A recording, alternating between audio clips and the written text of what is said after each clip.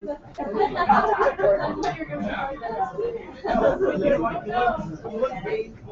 your poster. The dumbest guy in purple. Take one of those with me.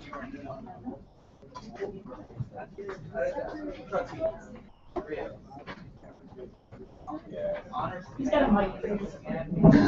Whoa! Sorry about that.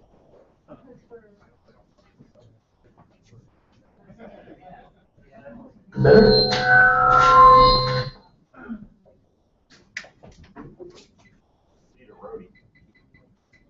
Well, most of the time I am the roadie. A little better? Hopefully. Okay. Okay, much better. So we're about to get started. Let me tell the world that we're starting because we're on Livestream. Welcome to National Day of Civic Hacking. My name is Christopher Whitaker. We'll get started in maybe 1 or 2 minutes.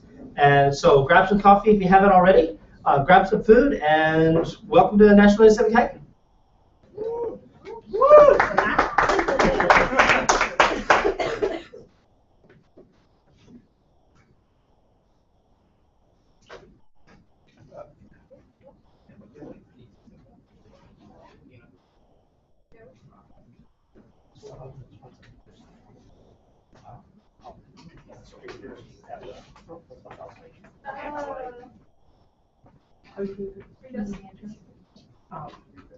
If we're ready.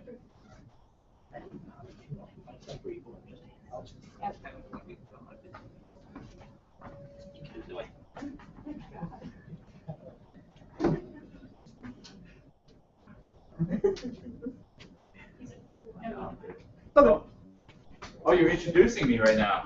Or Is that what's happening? if we're ready. Okay, we're ready. Like I don't need a mic. Do we need a mic for the recording? Nope. No, we're good.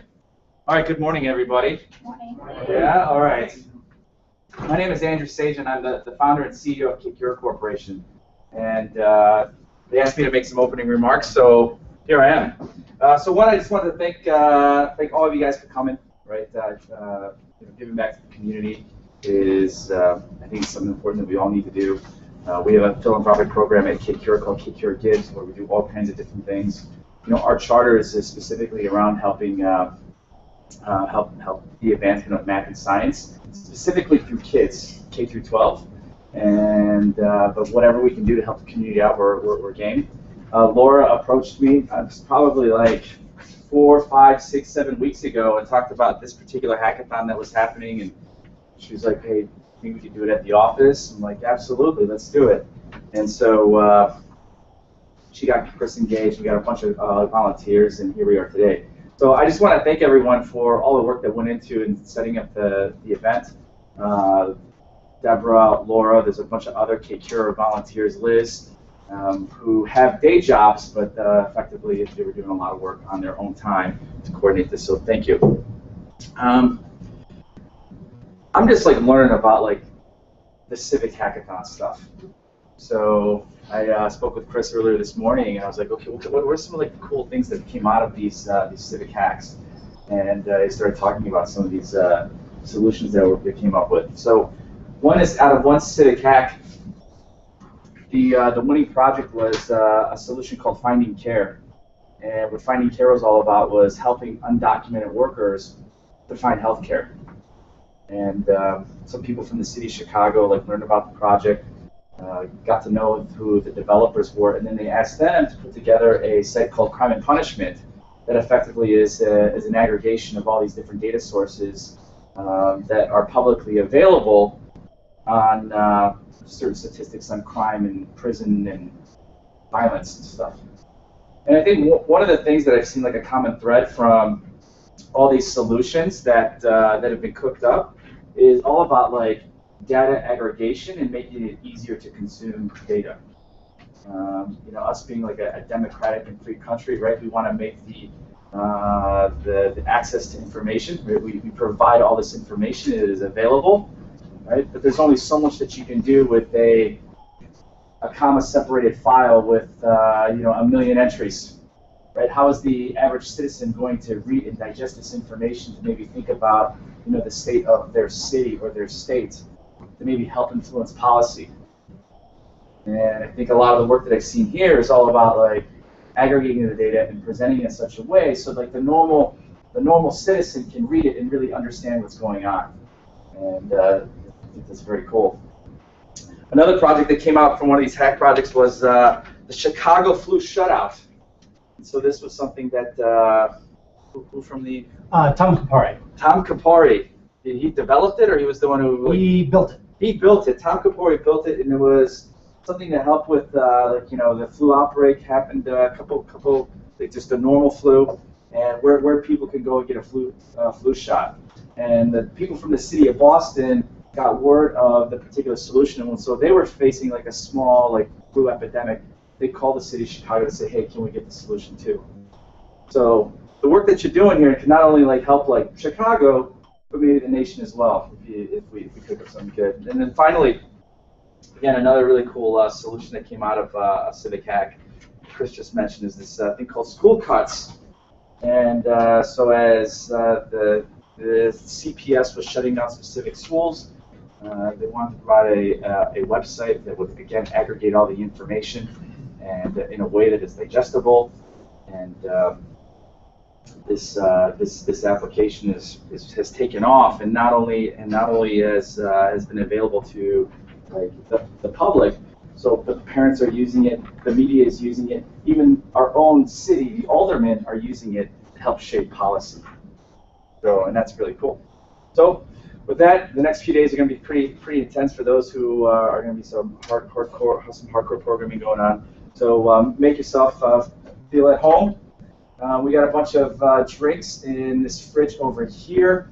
We'll try to bring food in for you guys so you're well fed. There's a little place over there to charge your phone, a display, and we got like video games and stuff too. If you need a little break, feel free to use anything that you see inside the office. With that, I'll give it back to Chris. Thank you. Thank you.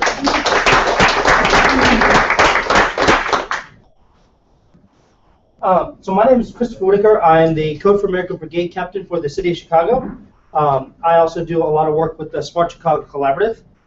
I just wanted to go over today's agenda and some logistical things. First of all, I wanted to thank KCure for using the space. This is a fantastic space. This is the main room where all the presentations will be gathered, but once we get into the hacking portions, there's actually breakout rooms both behind us and in front of us, so that we can have space to kind of roam around and work. The way the day will proceed is we're going to have 3 speakers, each slotted for an hour. They'll talk for 15-20 minutes about sort of the work that they do, their day-to-day challenges, how they interact with technology, and then the rest of the hour will be a Q&A session. Once that happens, we'll bring out lunch. Everybody can form into teams, and then we'll work on prototyping apps that may solve some of the problems that were brought up in the morning sessions. We do have a hack pad. If you go to the meetup page where you registered for the event, I put a link up there. Feel free to take notes. We also have a number of whiteboards throughout the space that we can use to take notes. And then at 4 o'clock, if I'll have a board set up for people to sign up to give presentations, we'll show off what we've done, and we'll call it a day. If you have any questions, I can be found. I am the guy wearing the giant flag T-shirt. So feel free to come find me if you have any questions. And with that, I'd like to introduce Jim McGowan.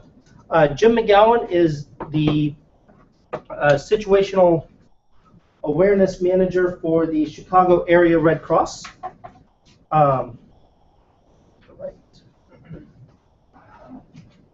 He works with the Chicago Area Red Cross to, oops, it's not you. That's you. So whenever a disaster happens in this area, he is the person responsible for determining, like, okay, where are all the resources, where are all the shelters, where are all the volunteers, and help us manage that process. So we're very excited to hear from Jim. Do you want to mic? Or do you... Sure. So,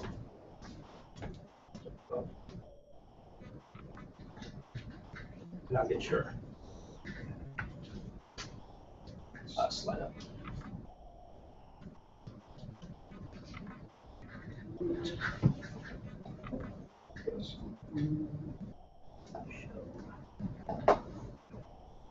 is that working okay? Yep. Great. Jim, just real quick. Yes. So, anybody on the HackPad?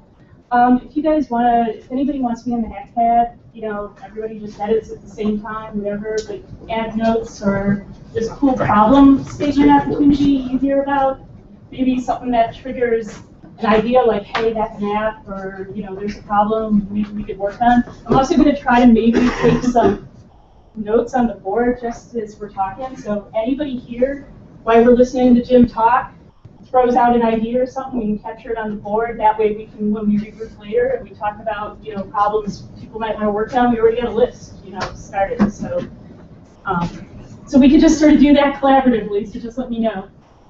All right. Good, thanks. Was anybody at this event last year? I didn't think so, because I had the opportunity to speak last year, and I kind of looked around the room and I said, I don't really recognize anybody from last year's event. One of the things that's kind of exciting to me is that the stuff that I'm going to show you, the stuff that we've developed, actually didn't exist when we did this last year. I came to this event feeling much like Andrew feels probably today, not really kind of understanding kind of open data and, you know, open source software and kind of civic technology.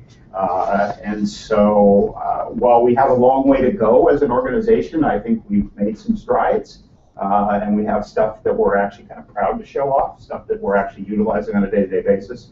But first, I want to just talk briefly about our organization, what we do, and then I'll go and show you a couple of the applications that we've built, some directions that we're going in. We'll talk about a couple other projects that we're conceptualizing, and then I'll be happy to just kind of answer questions if you guys have thoughts, things you'd like to know more about where we're going with some of the technologies. I'll be happy to answer those questions. So first of all, just big picture about the Red Cross. The Red Cross is in 188 countries around the world. So whether the Red Cross or the Red Crescent, 97 million volunteers. So it's a huge, we're a huge organization. And yet we all have the same mission, which is basically to alleviate human suffering. You know, that's what we do on a day in, day out basis, mostly. So my position here in Chicago with the American Red Cross, we love acronyms, and unfortunately my title is just an awful acronym. But it's basically Regional Planner for Readiness and Situational Awareness Program Manager. So, and really I do three things. Number one, I do planning on large disasters. So typically when we mobilize, there are four different groups that kind of mobilize within the Red Cross. You have a team that does operations. Those are the people who do things, who get things done. You have logistics. Those are the people who get things. You have finance. Those are the people who pay for things. And then you have planning. And we're the people who are supposed to know things. And so those groups kind of all work together to form the team that responds to large incidents. I also run the disaster dispatch program for our organization. We have 48 volunteers and paid staff who do dispatch 24/7 for incidents in Chicago, and I'll talk about that a little bit more later. And then I do situational awareness, which is basically pulling together all the information about everything that we do and everything that we have, so that people can actually see where it is, use it as actionable information, use it to tell stories. Which is really an important part of what any nonprofit tries to do, is to have information so that they can tell stories about the work that they do. But really, that's, you know, I talk about that, but that's not really what my job is. My job is, number one, is to serve our clients first and foremost. So that's what I always have to remember is my primary focus. And secondly, it's to make sure that every volunteer that I work with has a meaningful experience with our organization. In our mission statement, our mission statement says that we're supposed to empower volunteers and basically maximize the donor dollar to alleviate the suffering around the world, or around the country and around the world. And that's what we're supposed to do more than anything.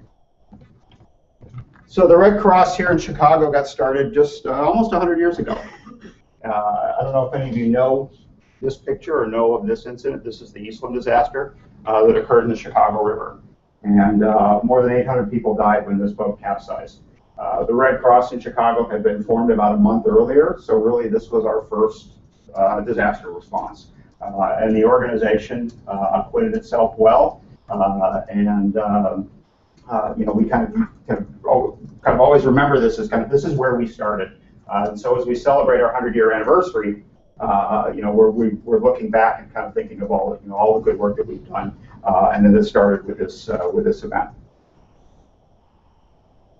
I think a lot of you and most people kind of think that they know a little bit about what we do, but not everybody seems to really know all that we do. And this is despite having if you read some stories that say the Red Cross is probably the second most well-known brand in the world, behind Coca-Cola, and yet I think in some ways we do so much that people really don't know everything that we do. So we collect blood, 180,000 pints here in Chicago annually. We reunite families. So we have programs. Anybody have any relative, family member who is in the military overseas currently? Anybody? So if you did and you needed to get emergency communications to that individual, you actually contact the Red Cross and we make that connection. We have people on bases, on ships all over the world who are working to kind of reunite families when there's an emergency. We also have programs to reunite families after conflict. So if you were separated by an armed conflict in another country, you're looking for a family member, we have people around the world who are trying to make those connections as well. We teach classes, a lot of classes. Anybody ever taken a Red Cross class, a swimming class, a babysitting class? Right? So lots of classes in health and safety preparedness. And we help people prepare. We help people prepare for disasters, for anything that can displace them from their homes, anything that can affect just their day-to-day livelihood. And we respond to disasters. What people don't know is that we actually go to 1,200 incidents a year in Chicago, every day, every night. So that's about 3 to 4 responses a day in which we are sending people out to make sure that somebody has the basics of what that they need to get through the next 48 to 72 hours. That they've got a roof over their head, that they've got clothing, that they've got food, that the medications or medical supplies that they've lost are replaced. Because what we know is that if you don't have those basic needs met, you're not going to be able to focus on your recovery. Right? If you're worried about that you don't have a place to stay, you can't start thinking about all right, I've had an incident. How am I going to start moving forward? And so that's really what we aim to do by disaster response. And all of our volunteers, all of our responders are volunteers who go to these incidents. So we call people up at 2 o'clock in the morning and say, we have a family that's displaced in Joliet. And they say, okay, I'll go. So we are amazingly effective. However, there are times when I must admit we can be pretty dysfunctional. You want to get that one? No, this is right. We still use a lot of paper. Now, when I was here last year, I held up a form folder that we used that had like carbons on the front so that you could write in triplicate. Right? People know what carbons are, right? Some people look at the form and say, oh. So, and that's up until a month ago, we still used that form and folder to record every case every contact that we had with a family, we recorded on one of these paper forms. And then we had other forms inside the folder that we filled out. And that's how we were recording information. And then we would take it and we would give it to somebody else, and then they would enter it into kind of an 8-year-old computer, into a data base that we formed 8 years ago. And they would put it in that system, and that's how we were recording information about our clients. And this is every client. This is everyone who was affected by Hurricane Katrina. Down to each individual family affected by a house fire. And we use a lot of spreadsheets. So I go around to people in my office and I say to them, show me your spreadsheet. And they kind of look at me curiously, and I say, you know what? What? I was like, you know what I'm talking about? That spreadsheet that organizes your work life, everything that you do, all the information that's important to you that you put in one little matrix so that you can keep it organized. And you don't share it with anybody else because it's your spreadsheet. And lots of organizations operate like that, and we're certainly a culprit of that. We also have a relationship with our national headquarters that some kind of it's a little antagonistic sometimes. Our national headquarters thinks that kind of they always know best, and we're kind of out in the field doing the work, and so there's a tension, and so they'll provide us with a new system, and they'll say, here, this is going to be great, you're going to love this, and we get it, and we kind of go, this is awful. How are we going to work with this? And so there's some antagonism between the regions, the chapters, and our headquarters. And we don't always operate as what I would call kind of one Red Cross. What a Red Cross region or chapter might do in Louisiana will be completely different than what we do in Chicago or San Diego.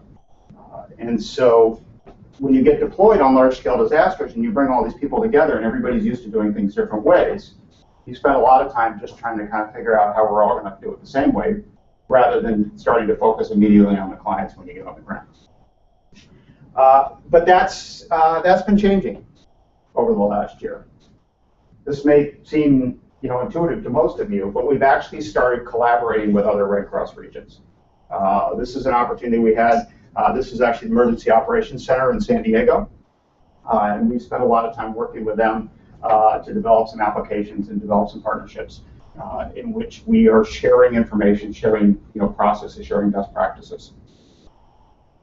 And we're engaging. This is a term that I got from Chris that I love. This idea of civic technologists. All of you in this room, we're trying to figure out how we can work with the civic technology community. One of the problems that I think we faced previously is that when volunteers come into our organization, we tend to kind of put them into kind of categories. We say, we have people who are interested in what we call mass care, who are doing sheltering and feeding and all that kind of stuff, and we say, okay, well, you're mass care. If you have any kind of technological background, we have a group called Disaster Services Technology, and everybody just gets thrown into there and lumped into there as if everybody is the same, has the same skill sets, same, right. And we tend to think of this community as being very monolithic. And really what DST does for the Red Cross is they're basically network farms. They go in and they set up networks when we have a disaster so that we have computers, we have technology to use, right? They're not database designers. They're not, they're not user interface folks. They're not, and so we've started to kind of change our mentality and think, okay, we have a number of talented people in the city, can we provide them meaningful opportunities that are tailored to the skills that they have?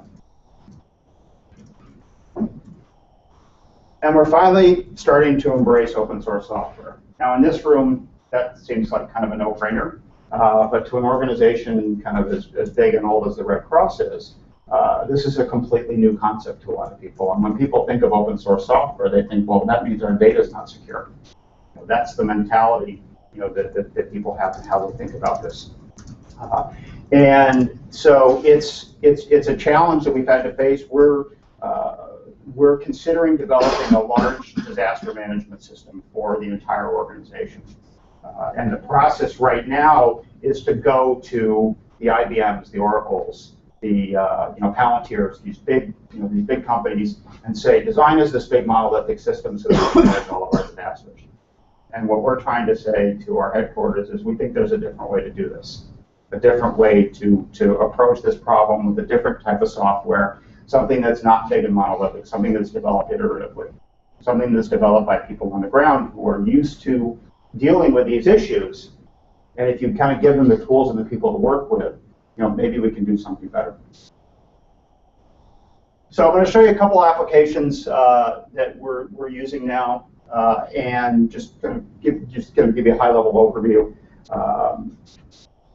Like I said, these didn't exist last year, so these are kind of new to us still. The first one is called DCS Ops. DCS stands for Disaster Cycle Services.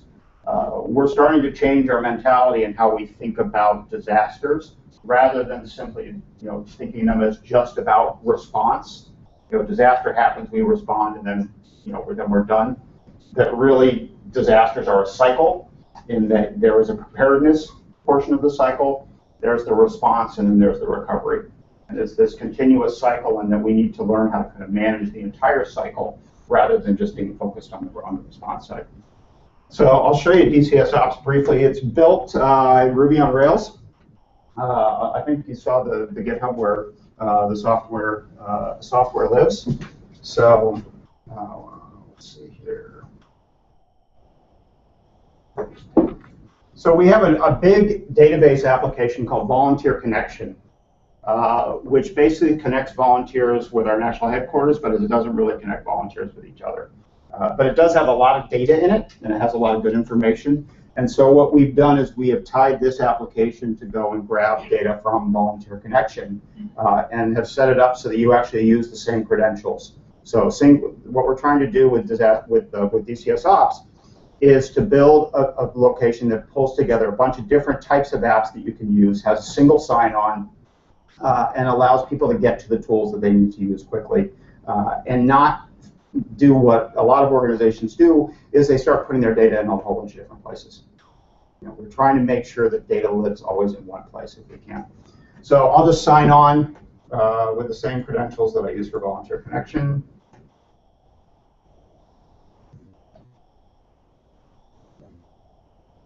And you're presented with a screen, and the idea is that these buttons can grow and change depending on the application that we need. All of our volunteers can now go in and schedule themselves for shifts. So if I want to go and put myself on the schedule as a responder, we're getting towards the end of the month, so there's not a lot to do here. But if I want to sign up for a shift, I say I'm available this afternoon to go to an incident. I'll check this box and I'm set up. So really easy for our volunteers to use. They can just go in, they can make themselves available anytime they want. But really, kind of the heart of this system is this what I'll kind of this incident module. So we're fortunate right now. We don't have anything open. We don't have anything going on. We had 4 incident responses on Thursday, and you can see real quick just a brief map of where where the last 15 incidents have occurred. Most of our responses, as you can see, west side of Chicago, south side of Chicago, down into Gary, Hammond area.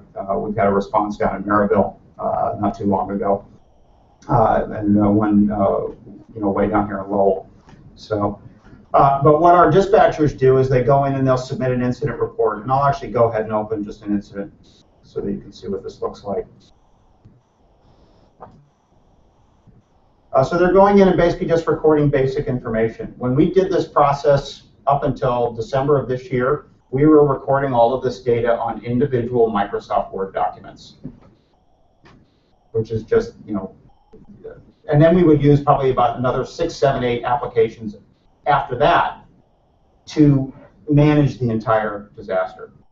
So basic details about the incident. It uses the Google API to find locations. There's a nice timeline that kind of keeps track of the time that we're spending and when different things occur. This is how we find our responders. So there was the incident location. These are all of the responders who are available. The scheduling tool that I showed you earlier is what this is reading from, and it shows all of our responders by distance and travel time so that we can find the people who are closest to the incident. On Tuesday, we're going to be rolling out a feature. We've integrated Twilio into the application so that we now have the ability to text back and forth between dispatcher and responder. And so we'll be able to do mass text to everybody and let them know, hey, we have an incident. If you're in the area, text back if you're available to respond. So. Starting to build in kind of limited, well, not limited, maybe that's a little unfair, reporting capability. So if I wanted to see all of the incidents that happened in Kankakee County, which is part of our region, say from January 1st to today,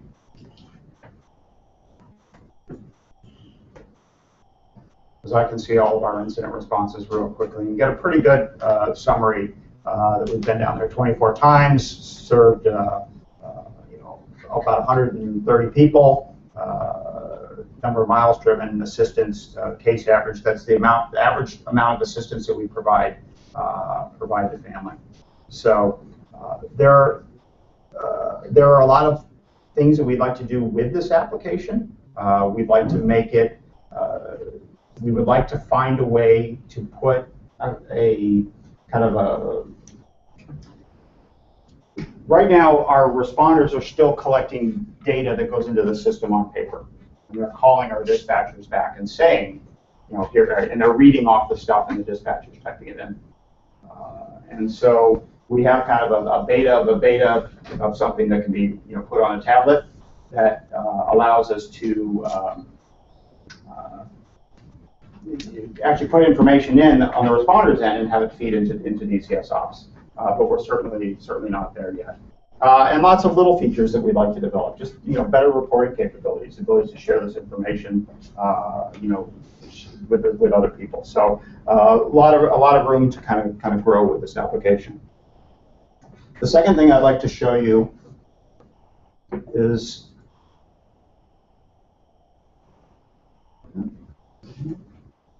something called the SIT cell. And this is a technology that we developed in partnership with the San Diego region. And it's really pretty simple. So there are basically 4 types of information that we like to have kind of pulled together when we manage a disaster. We want to know where all of our assets are. We'd like to have some historical data. We'd like to know we'd like to be able to map kind of real-time disaster information, what's happening right now. Is there a perimeter area that we need to be concerned about? Are there staging areas, things that are being set up? And then getting kind of bigger national disaster maps, situational maps. And so this is a application that was built to kind of combine all those things. And it's really kind of quite simple on the back end. It's basically Google Fusion tables with a nice gadget on the front that allows us to layer all different types of maps, whether they be Google Maps, KMLs, KML feeds, and kind of brings them into one place. The map that you see here, this is actually the tornado that went across Washington, Illinois back in November. And so you see the tornado track that we got from the National Weather Service, the plot map that we got from Washington County, and then all of the homes with the various levels of damage. So from kind of gray to blue to green to yellow to red, all of those red dots represent a destroyed home. And so what we can do with this information is very quickly pull in some census information and get a real quick sense about how many people do we actually need to service and what are they going to need based on what has occurred. Have they lost their home? Does their home simply need to be just need repairs, etc. So I'll show you in a little bit more detail kind of how we're using this tool, kind of what it looks like.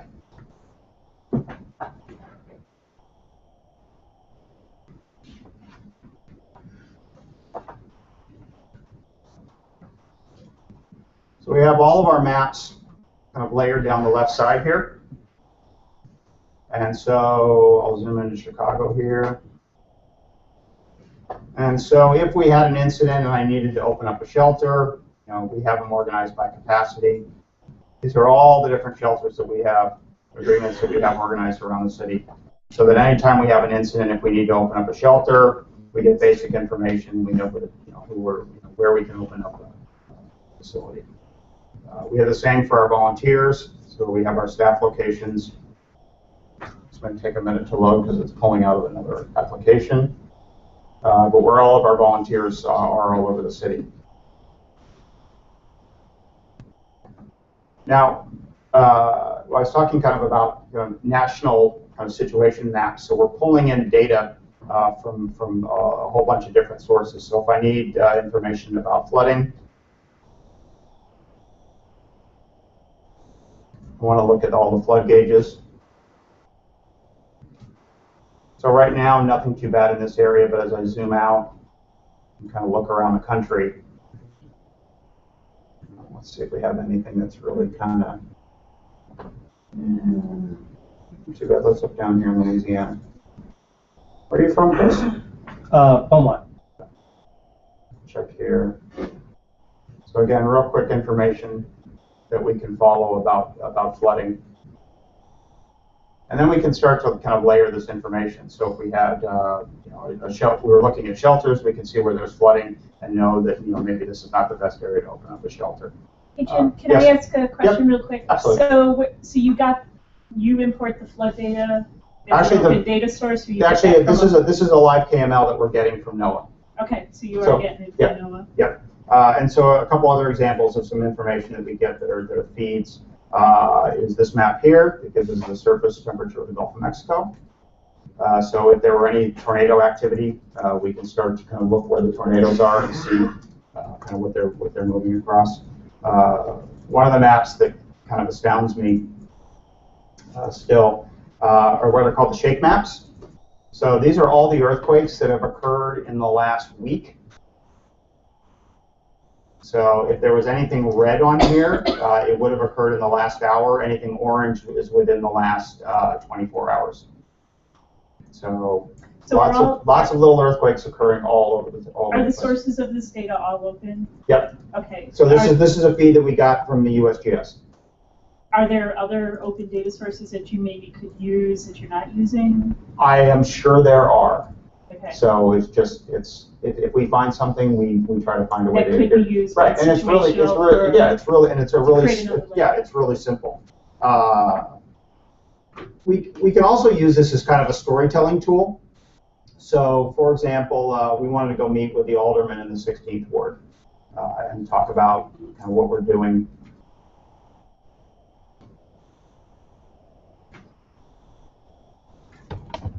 So here's the 16th ward. And I'll show all of our disaster responses that have occurred.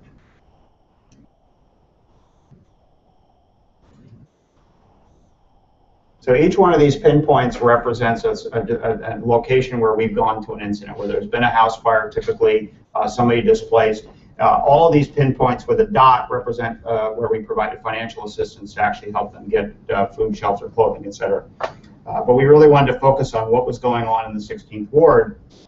So, because we are seeing a trend in that area where just over the course of the last the time we pulled this map together in January, that there have been seven incident responses just within that ward.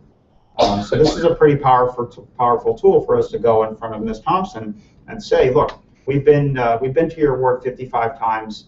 We've helped nearly 300 people, almost $45,000 in assistance.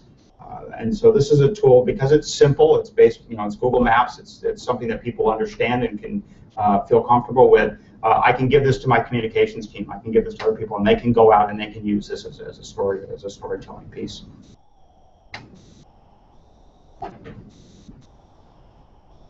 So one of the things, though, about this application is it's not simple for the average user to just get information into it. So, I mean, you have to know how to build a fusion table, you have to know how to link information together, and so where we're really hoping to go with this tool is we're trying to figure out, can we build what we would call SITCEL 2.0, and something that allows people to build or to map information quickly by themselves without having to kind of go into kind of the back end. This is really kind of a fusion table built on top of other fusion tables. And so, to me, that seems a little rickety in terms of a way of putting data together. So this is a tool that we would really like to see if we can kind of get kind of the next generation mapping tool. And if there are possibilities for tying that together with the DCS Ops application that I showed you previously, that's something that we'd like to do. One of the things that we discussed a little earlier today is a program that we have called Patient Connection. So one of the things that's unique to the Red Cross is if there's a mass casualty incident, the Red Cross has a HIPAA exemption, which means that we can get information from hospitals about people who have been transported there. So a good example would be the Asiana flight that occurred in San Francisco a while back. We are able to get information from the hospitals about people who were transported there. And people were transported to 20-something different hospitals, 150 miles from each other. And so people are looking. Most of the people on that flight were not necessarily from San Francisco. And so what the Red Cross can do is play that role of an intermediary so we can get information. We're not giving out health information, but what we are doing is taking information in from the public and trying to make a match and see. We can tell someone, yes, we believe someone matching that description has been taken to this hospital. Here's the number for the hospital. Give them a call. Unfortunately, the application that we're using now is it's a Microsoft product. It's nothing really special. But we are looking to use the actual Google People Finder application and see if we can build something that becomes kind of universal. We actually drill Patient Connection at the Chicago Marathon, which when you think about it is a mass casualty incident, in that you have hundreds of people who are taken to medical tents and need to be kind of reconnected with their families. So I think that's all I have in kind of in terms of presentation. You want to just kind of... So just a couple things. Yep. Person Finder app, if anybody's ever seen that, that's actually an open source. It's it's hosted through Google, but it's an open source initiative. So there's a group and everything that. I'm sorry. The Person Finder, you can find it Google /Person Finder. It is an open source app, and they're always looking for ways to extend the capabilities of that. Maybe be a data collector and a data aggregator. I just had one question for you on the map, the SIT map. Yep. So have you guys looked at and evaluated this in the context of OpenStreetMaps or other data visualization? I would love to move to OpenStreetMaps. That said, so no, it's need redundant. But okay, right. I'll take it.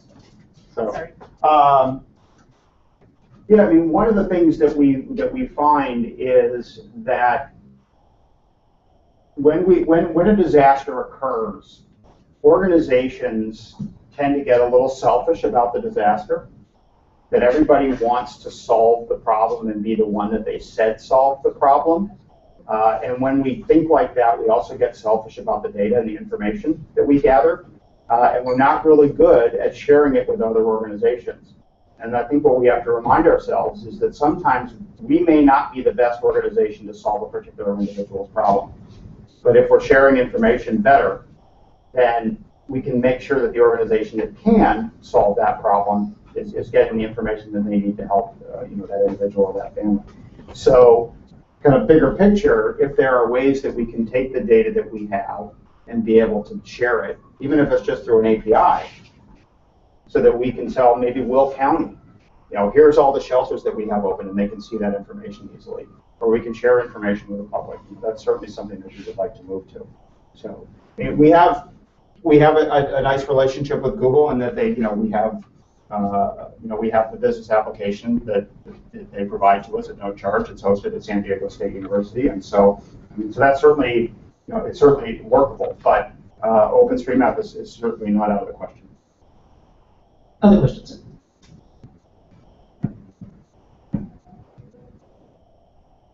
Good. I did have a question. You said You said you wanted to get away from paper forms, but is it feasible to have tablets for everybody to go out there? Well, I think the way I would approach the tablet issue, first of all, is it's a good question, because I don't want to be somebody who has to maintain a whole bunch of inventory of tablets and try to hand them out to volunteers every time they go to disasters.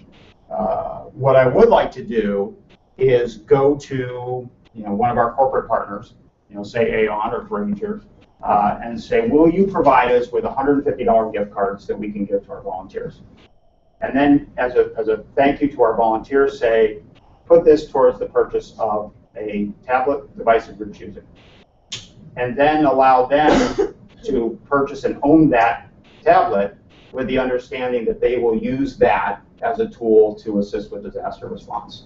So kind of a way of trying to kind of get tablets out into the field without having to try to kind of mobilize them. We also, one of the things that's a reality of our organization is when you think about, how many of you here, if I said, okay, I have a disaster, we've got to go to California, there are wildfires, how many of you can take off the next 2 weeks and come help me? Right? So who are the people that can actually do that? There are people who are retired. There are people who, in their 50s, 60s, 70s. Those are the people who can take the time, and they tend to be a lot of our workforce when we respond to large disasters. So the tools, the technology that we put in their hands have to be things that they can use. And so if it's complicated, we know it's not going to work. Yeah, go ahead. I've solved a user workflow like this before, where a doctor wanted someone to finish up their medical reporting and insurance forms beforehand. Right. Could this be like a self-reporting kind of thing? Like if my house got hit by a tornado, I could have all the data ready to go and submit to you. Like, can I do this myself? Probably. I mean, I haven't really thought of it like that. So when we get notified of incidents, we get it through a whole number of different sources. So we have a subscription service that we pay for called IPN. It's basically a bunch of folks listening to scanners. They hear of an incident, they type it up, they send it off to IPN, IPN vets it, and then they distribute it to all their subscribers. So every time something happens in the city of Chicago, anytime usually fire department or police department are deployed, we'll get notified of that. The city of Chicago also sends out their own pages. But we also get information, we get information from Twitter, we get information from Facebook. Because when stuff happens, people, amazingly, they just put it out there. So there's no reason why there couldn't be an avenue for that. Most of the responses that we're going to, though, are kind of real, happening right now. We get notified, usually the fire is probably 20 minutes in. It certainly could be something kind of after the fact. And it could be something actually, one of the things we find with incidents is if I'm a battalion chief and you've had a fire in your home and I come up to you and I say, do you need Red Cross? I don't know if I do. You're going to look at him and go, I think I'm okay. And then you're going to walk into your home and realize that you can't live there, you don't have any clothing, and your power's out, your windows are out. And now you're trying to think, right? So in some senses, yes, that could be an avenue for the person who didn't realize it at the time to see very quickly, yes, I need assistance, and be able to provide us that information. So it's an interesting idea. Can you just talk for a second about what you have your volunteers or in the social media monitoring space in general, or maybe some opportunities there? We do have opportunities. The one thing I will say about our communications department is we are so self-conscious about our brand. And so our communications department very tightly controls kind of the messaging that we make. I would love my dispatchers to be able to post about our activities in real time. We had a large incident in Maryville, Indiana, a couple days ago. 24 families that we were assisting, and I'd love to be able to tell people, here's what we're doing right now. And our communications department is like, no, we control that. We can control that space. That said, I think they are slowly trying to kind of open up in how they're operating. So that's in terms of putting information out. In terms of aggregating information, that's a different story in terms of being able to find ways. I would love in the DCS Ops application, if incidents started occurring, that if there was a way to get information that's being posted that's available to be able to pop up in front of my dispatchers and say, hey, here's something that's going on. Okay. Just trying to do the tie back to the open source. Right. So has the Red Cross looked at sort of incident response data aggregation through some of the social media tools like Ushihigi or some of the other, that can start to collect and aggregate tweet to tweet? I'm just throwing these out because maybe some of you guys know some of these. And, there's some movement to sort of take in disaster situations data, maybe aggregate it, throw it through.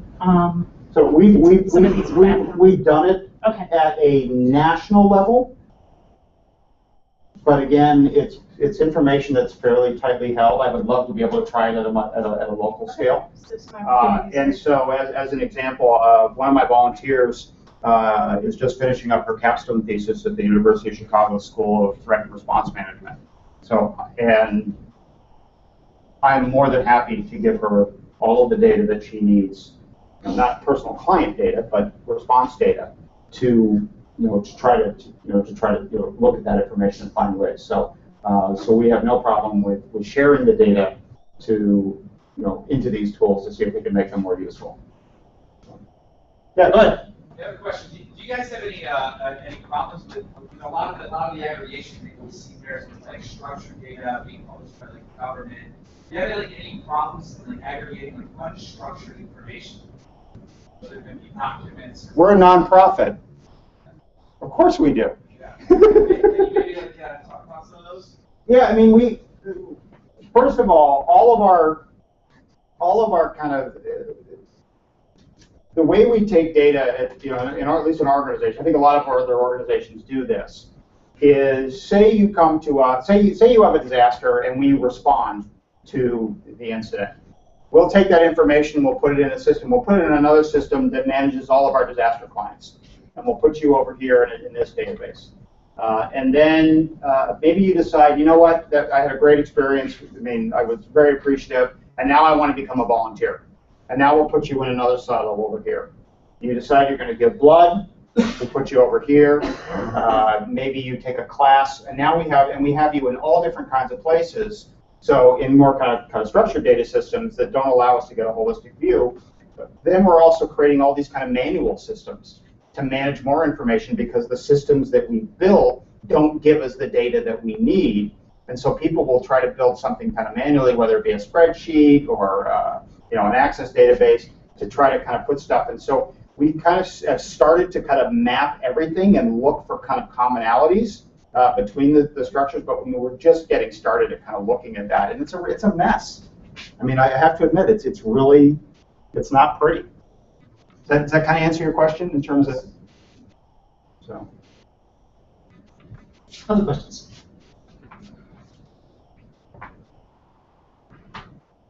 Okay, I wrote some stuff down. Like, there was a ton of stuff there that could be potential areas folks might want to look into.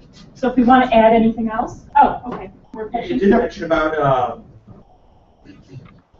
doing one of the projects at the national level, and you would like to do things at the local level.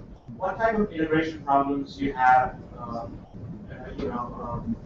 Having the apps interoperate between the local, national, and international organizations. What type of data you share, and what type of applications do you only keep at the local levels? I'll kind of answer that in two ways. The biggest problem that we face is actually not so much, it's not a data problem, it's a political problem. It's the personalities, it's the politics that you have at national, and this idea that national has their needs and the things that they want to try to control. And we see it differently as, we're trying to always focus on, it goes back to what I said earlier about serving clients and volunteers, is that we have to try to think that that's how we should be designing the systems. In terms of the integration, at least what you're seeing, at least with the DCS Ops application, is that we're able to at least go in and grab data from the system, from the big systems, and pull it into our application. What we don't have, and what we will not get until we kind of really change our thinking, is ways of putting data back in that are effective. You know, I think a lot of people, we have an IT department that is really an IT support department. You know, they make sure our infrastructure works. They make sure we all have laptops on our desks, but they're not really kind of innovating. So this idea of us going and saying, hey, do you think we could work out an API so that we could move information from here to here? They're like, no, come on. What are you talking about? That's crazy stuff. You know, so that's certainly a challenge. So we were able to get information out. It's just really hard to put information back in. So the national isn't really a hub of data. So is there a potential need to sort of create a hub? They are in the process of creating kind of a data warehouse, but they're starting where the money is, which is in fundraising data. So, so in terms of disaster data, you know, all that data exists in an application called CAS, which is the Client Assistance System. But there's nothing yet. I mean, I know we want to move in that direction. The one thing that I will say in terms of kind of where we still struggle kind of at the local level and kind of facing some of these problems is events like these are great in that we can come and present ideas, and we have these kind of needs over here, and we have people who want to solve them, is trying to kind of figure out how that communication happens kind of in between, and trying to create the right kind of dialogue so that we can kind of express what our needs are and kind of manage the development of a project. We've in the past when we kind of tried this, sometimes what happens is that there's this kind of disconnect and we're not kind of quite together. You know, there's kind of something where things kind of just fall off, and this need for people who can kind of see in both sides and kind of bridge that kind of communications is really something where we struggle. Because we have the need here, we have people who can solve it, but trying to kind of communicate that needs and develop a project that somebody can actually take and physically create. That kind of middle area is where we have tough times. If you model your incident like as a type, and then I need this kind of volunteer, you correlate that, you relate that incident to the like it's a type of incidents that uses these kind of volunteers, it uses this kind of needs a stage, this kind of material. Not specifically, in like a business, like your flow. Oh, absolutely. I think that where it would be interesting to try to model is not most of our incidents are pretty much the same, but where I think that there's the potential for doing some of that type of more creative work in how we respond is we have volunteer responders who are kind of the team leads and the experts. And then we have people who are new volunteers who are kind of trainees. And so having this ability to match the right people together so that we are getting experienced people who are mentoring and being able to look at this person's skills and this person's skills and matching the correct teams of people together would be an interesting thing to try to see if we could do. I think the responses, all the responses are the same, and yet they're completely different at the same time. So, and we never really know until we get there really what we're dealing with. But the ability to kind of to put the teams together might be an area of interest that we could consider. So I think we have time for one more question. One more question. And you'll be sticking around this afternoon, right? I can't this afternoon, but I'll be back tomorrow afternoon, and I know that doesn't quite work with your schedule. So I have a 12-year-old who is in gymnastics presentation today, and so I'm going to be spending my time there. Go ahead. I'm just curious to hear how you're dealing with the privacy and data protection issues that are undoubtedly coming up, since you're trying to integrate so much data and people don't choose to be in disasters. So is that part of your? Yeah, we have the basic security that a secure website has, in terms of how the data is transferred. I think that I don't have any problem giving information about where incidents occur because that information is already public almost always. It's in the newspapers, it's on the newspaper websites. People are tweeting about it. People are, so the information about where incidents are happening and what's happening is already kind of out there. We are very, protective about basic client information. Who our clients are. So that's information we wouldn't want to share. But I'm okay sharing that, where an incident occurred, what the Red Cross is doing in terms of the response, how many people were assisting. So, but when it gets to actually who the client is, what their phone number is, that kind of stuff, that's where we kind of try to make that break. Does that answer your question? Mm-hmm. So. All right, well, thank you all. I really appreciate the opportunity. Thank you.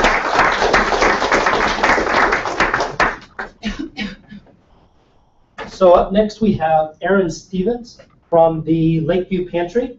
Lakeview Pantry is a food pantry on the north side of Chicago. And so without further ado, here's Aaron. Hi. I'm just going to use this guy.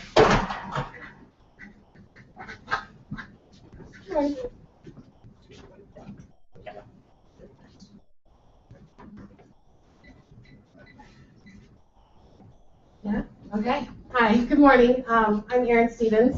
I'm the Director of Volunteers at Lakeview Pantry. Do you guys know, anybody heard of Lakeview Pantry at all? Really? Okay, awesome, great. Yeah, well, I know Jim has. I think I left you some messages before. So I actually don't really have any sort of slideshow to show you. I'm the slacker of the group. So I've never really been invited to a type of panel like this, so I wasn't quite sure what kind of information you guys were interested in, or what questions you would have. So I figured I would just sort of tell you what it is that we do, my role there, kind of what how I manage the volunteers, and kind of like a lot of stuff Jim was talking about. The Red Cross is a much bigger organization than Lakeview Pantry, but a lot of nonprofits have really similar technological challenges, so we get really overwhelmed by a lot of stuff as well. So Lakeview Pantry has been in the Lakeview neighborhood since 1970. Right now we have two locations. Our main site is located at 3831 North Broadway, so just at the northern tip of Boys Town at Broadway and Grace. And right now we are serving, between our three main programs, about 2,800 people a month. And so that's 2,800 individuals a month that come in sort of in family sets.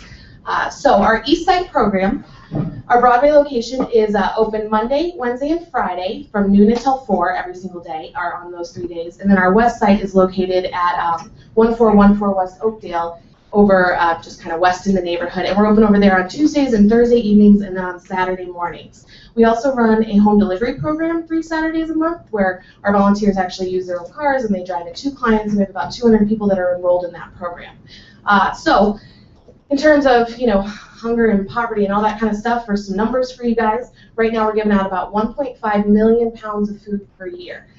So the food that we are giving out between those three main programs, about 50% of our general inventory we're getting from the Greater Chicago Food Depository. Everybody pretty familiar with GCFD? Yeah, probably seen that one like at the grocery store when you're, give $1, it buys 10 meals. Those are those guys. And so we do get regular trucks that come in from the food depository, but we also, the other 50% of the food that we're giving out, I always kind of joke around, we're kind of professional dumpster divers. So we go to 3 Trader Joe's, we go to 2 Whole Foods every single day. We have a whole selection of other grocery stores that we go to that maybe are not always like on the regular, but we periodically pick up from them. Well, you guys know Green City Market in Lincoln Park, the really nice farmers market. We go there. This is our 5th season picking up from them on Wednesdays and Saturdays, and they have just a beautiful selection of produce that they give us. So we go from May through October and pick all that stuff up. And then people are doing food drives on our behalf all the time. We do have an outreach department that kind of manages all those in-kind donations that come in. So all of that put together, again, right now we're giving out 1.5 million pounds of food per year. Food does not move itself, unfortunately. If I had magical powers, hopefully I'd make more money. But right now we're using about 900 active volunteers.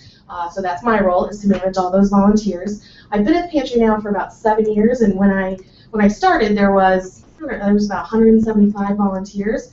So the pantry was able to get a grant to hire someone to be the sucker that answers all the emails from potential volunteers and manages all that. And by that investment in having a volunteer coordinator, we've been able to grow our ranks to 900 active volunteers, but I've got about 2,000 people in my records. And that in and of itself, kind of bridging this nonprofit to technology gap, that's been my biggest challenge technologically speaking, is how to manage all of that. So I kind of grew up in an environment my mom worked in social services, and her little, Rolodex database was always kind of the little church ladies that always come through for you. When you're in a pinch and you got to get stuff done. But now it's really interesting to manage volunteers and to work in social services with so many advances with, apps and databases and all that kind of stuff, that it's a really wonderful process to be a part of, but it's incredibly overwhelming when you start it. So we use, to manage our volunteers, to manage our in-kind donations, and to manage our client visits, we use Salesforce. Do you guys know Salesforce?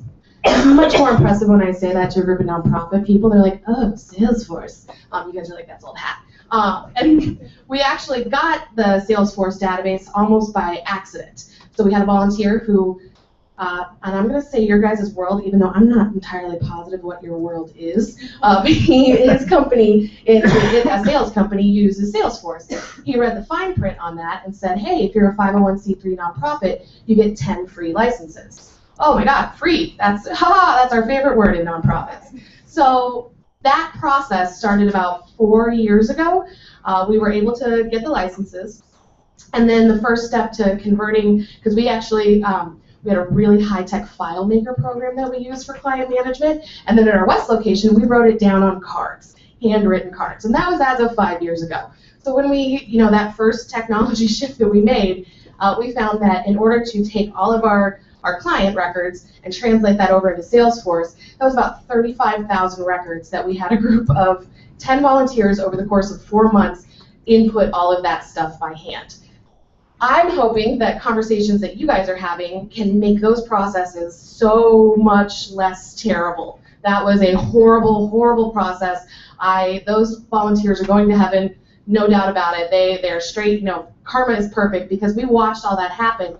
And now when we do talk to other organizations, there's places out there like, you guys ever heard of Taproot Foundation? You guys might know Taproot. So now there's like, grants out there, when hey, do you guys want Salesforce for your nonprofit? Here, we'll come in, we'll do all of the, see, I'm intimidated by tech people. When you set up all the interface and all that kind of stuff, and then also all of your data migration. That was our biggest challenge. So to have resources out there that are doing that, that was something that we kind of wish we would have had, because now we've also learned we would have been able to benefit from watching someone do it properly instead of us kind of making it up as we go.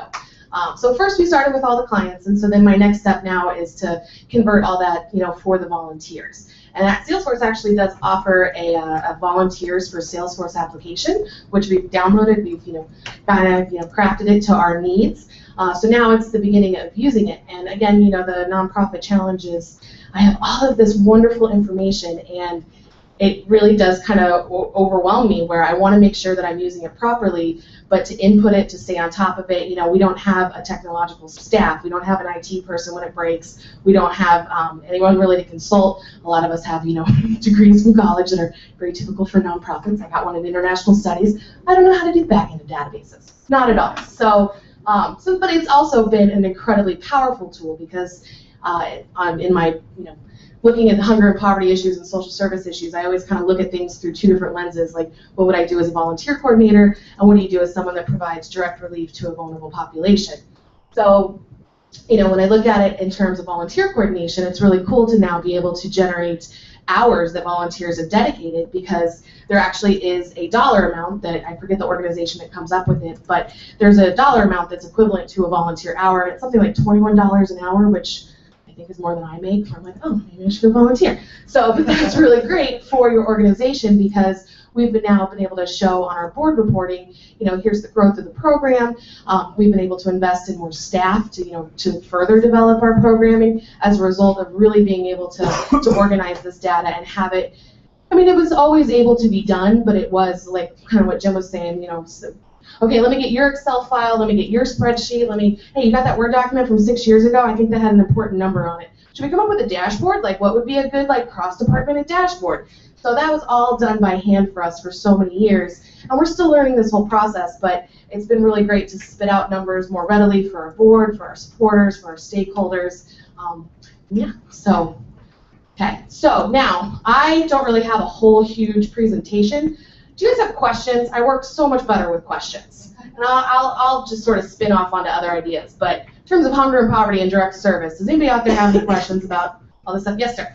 I mean, there are like lots of little problems that you described. So many little problems, dude. You have like a big one, the one that you really, your dream problem to get fixed. As a volunteer coordinator, I would love to be able to communicate more readily with my volunteer core. And I'm able to do that through, we use Google Business as well, so I have my email list that I'm really, that's my pulse of my communication with my volunteer core. So if there was a better way to do that, I've asked volunteers, what if I put up this information, say you've got a shift, like next Thursday, I'm short by, I need 6 more people for a 20-person crew. Coordinating schedules. And a lot of people, there's organizations like Chicago Cares. I also look at the Red Cross a lot, just sort of see what they're doing, like the bigger organizations. And sometimes people will be like, well, what if you put all of that on your website? And people could sign themselves up for shifts, people could input all of their data, which really, it is a wonderful thing to be able to do that. However, on the back side of that, it's just me managing all of that information. So that's kind of, it's making sure that if you open up that floodgate to collect information, that there's someone sitting on the back end that has the time and the expertise, or at least has the time to learn how to be an expert in it, on how to properly use that data. And so that's my volunteer coordinator version of that. In terms of client services, one of the biggest challenges our clients face, people that are coming to receive services from us are what we call food insecure. So being food insecure, and a lot of people we're serving are the working poor. People, only 15% of the people we're serving are in what we call a no-cook situation, where, we classify it as inside no-cook and outside no-cook. Outside no-cook are people that are currently living outside. Inside no-cook are people that have a roof over their head but don't have that regular access to a stove and a refrigerator. So for them, given all those varieties of their life situations, the access to food and the access to other services is really the biggest challenge. So, if somebody's coming to us, say they're coming into our food pantry and they've got 2 hours, they didn't realize, oh my God, you mean I needed that ID for my kid too? Like, I got a family of 4. I didn't realize I brought my ID, but I didn't realize I had to bring 3 other people's ID, but I got to be at the social service office in 2 more hours. So, where can I go to find out? So it's that access to knowing what it is that you need to receive the services. And then follow it. That would be a silly question. Would those people have an Android phone or? Maybe. That's the other part of it too. Is people that I'm. Do people have access to an Android phone? I've heard about the government phones. That's a fun program to watch. Some people do. Some people do not. Some people might get it, and then maybe they'll have a pre-programmed phone. The minutes run out. They're not able to recharge them. Poverty is a very fluid state. A lot of life situations are changing. So the challenge is, when implementing certain technology initiatives, is how to keep it sustainable for the population you're trying to serve.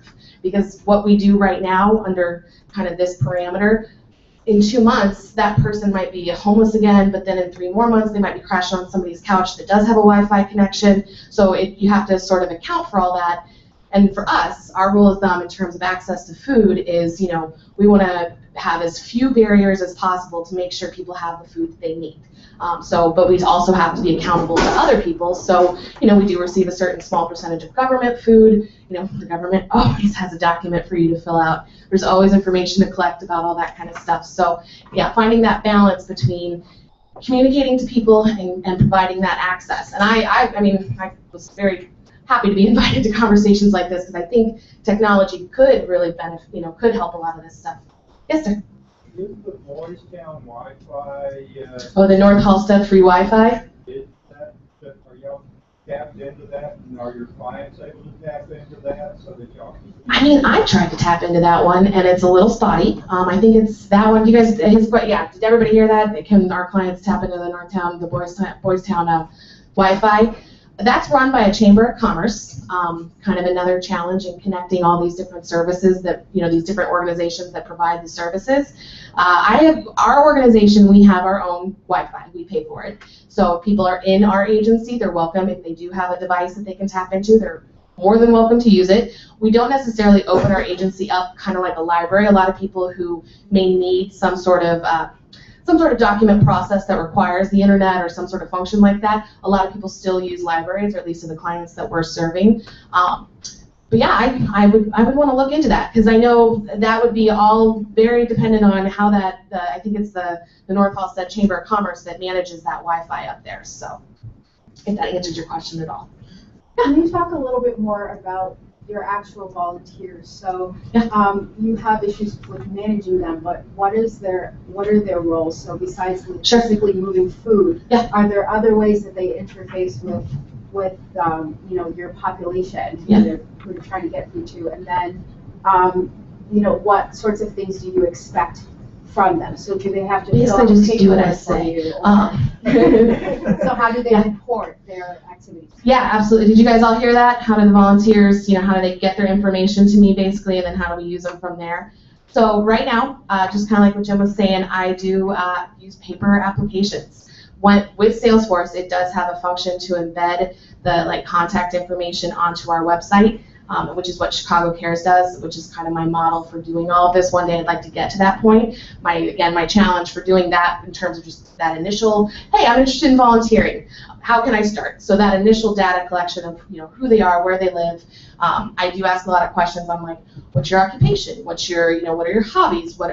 We post all of our signs in English, Spanish, and Russian. So if anytime I find somebody that speaks Russian and can translate for our Russian clients, that's the first thing I put in the database. We're like, we have a Russian speaker. So that kind of information is really important.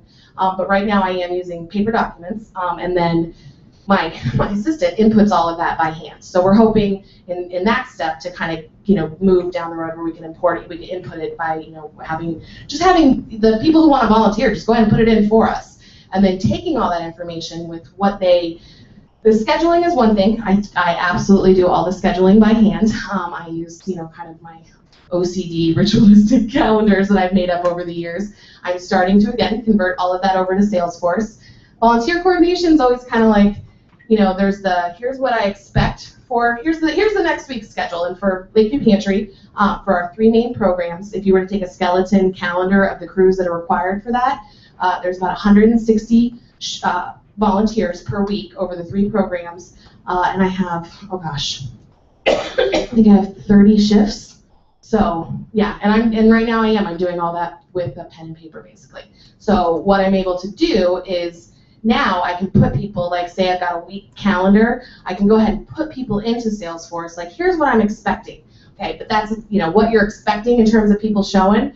That's never actually what's going to go down, because people are going to have car trouble, their kid's going to get sick, they got to cancel their shift. So I'm also able to go into Salesforce now and record what actually happened that day. So yeah. I'm just going to grab my microphone. Yeah.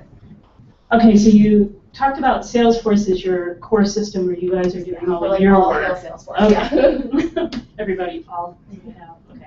I don't know how you guys feel about it. I would be very curious. But you have some end user opportunities for some end user applications that are separate but could integrate with Salesforce. Yeah, absolutely.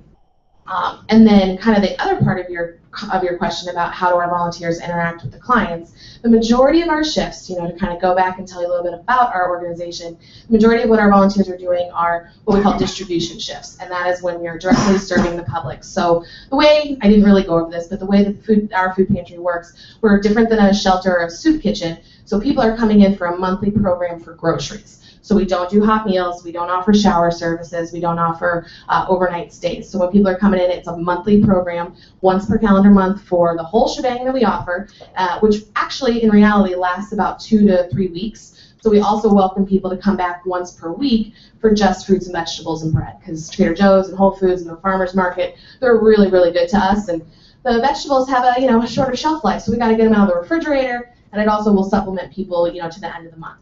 So when volunteers are coming in, the majority of them are working on those distribution shifts.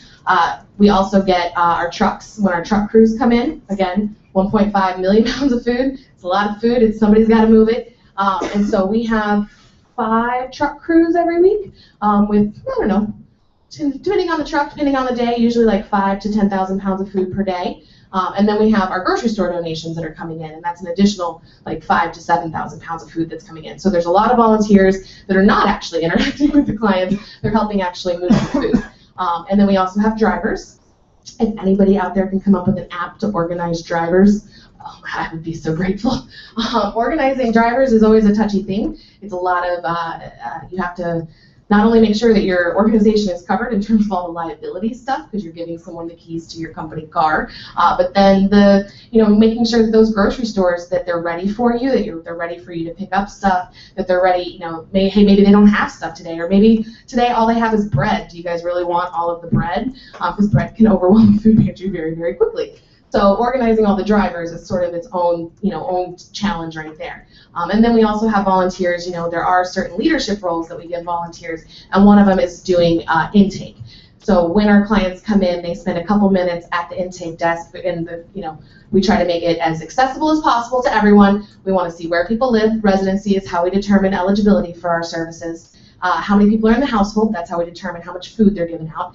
And then whether or not people have access to that stove or refrigerator, that also kind of determines, we want to make sure to get them, a selection of food that more fits their lifestyle right at that moment.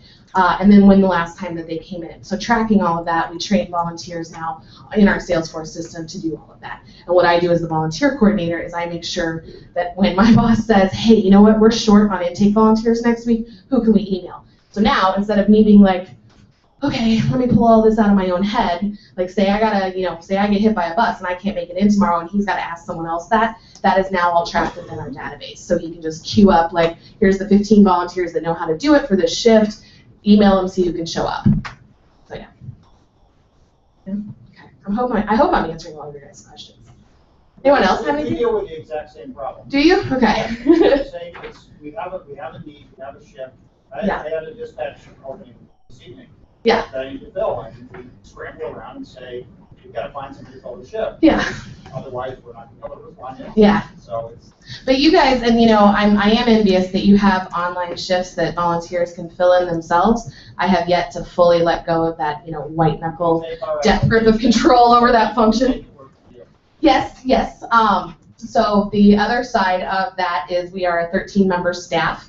And again, those are the challenges when a small staff is taking on new technology, is that, I would love to be able to open up those shifts and have people schedule themselves. Right now, the method is that I send a blast email out to about 700 people and answer all the emails kind of individually with all the responses. So yeah, there is a meeting, and we are, I'm in a lot of conversations with my boss a lot about how to provide that support for all of that data management. When you open that floodgate, you just sort of want to be ready so that, whatever you just spent all this time setting up, that once it goes live, that you're not so crippled by the maintenance of it that you forget to serve your clients. That's also a delicate balance for us as well.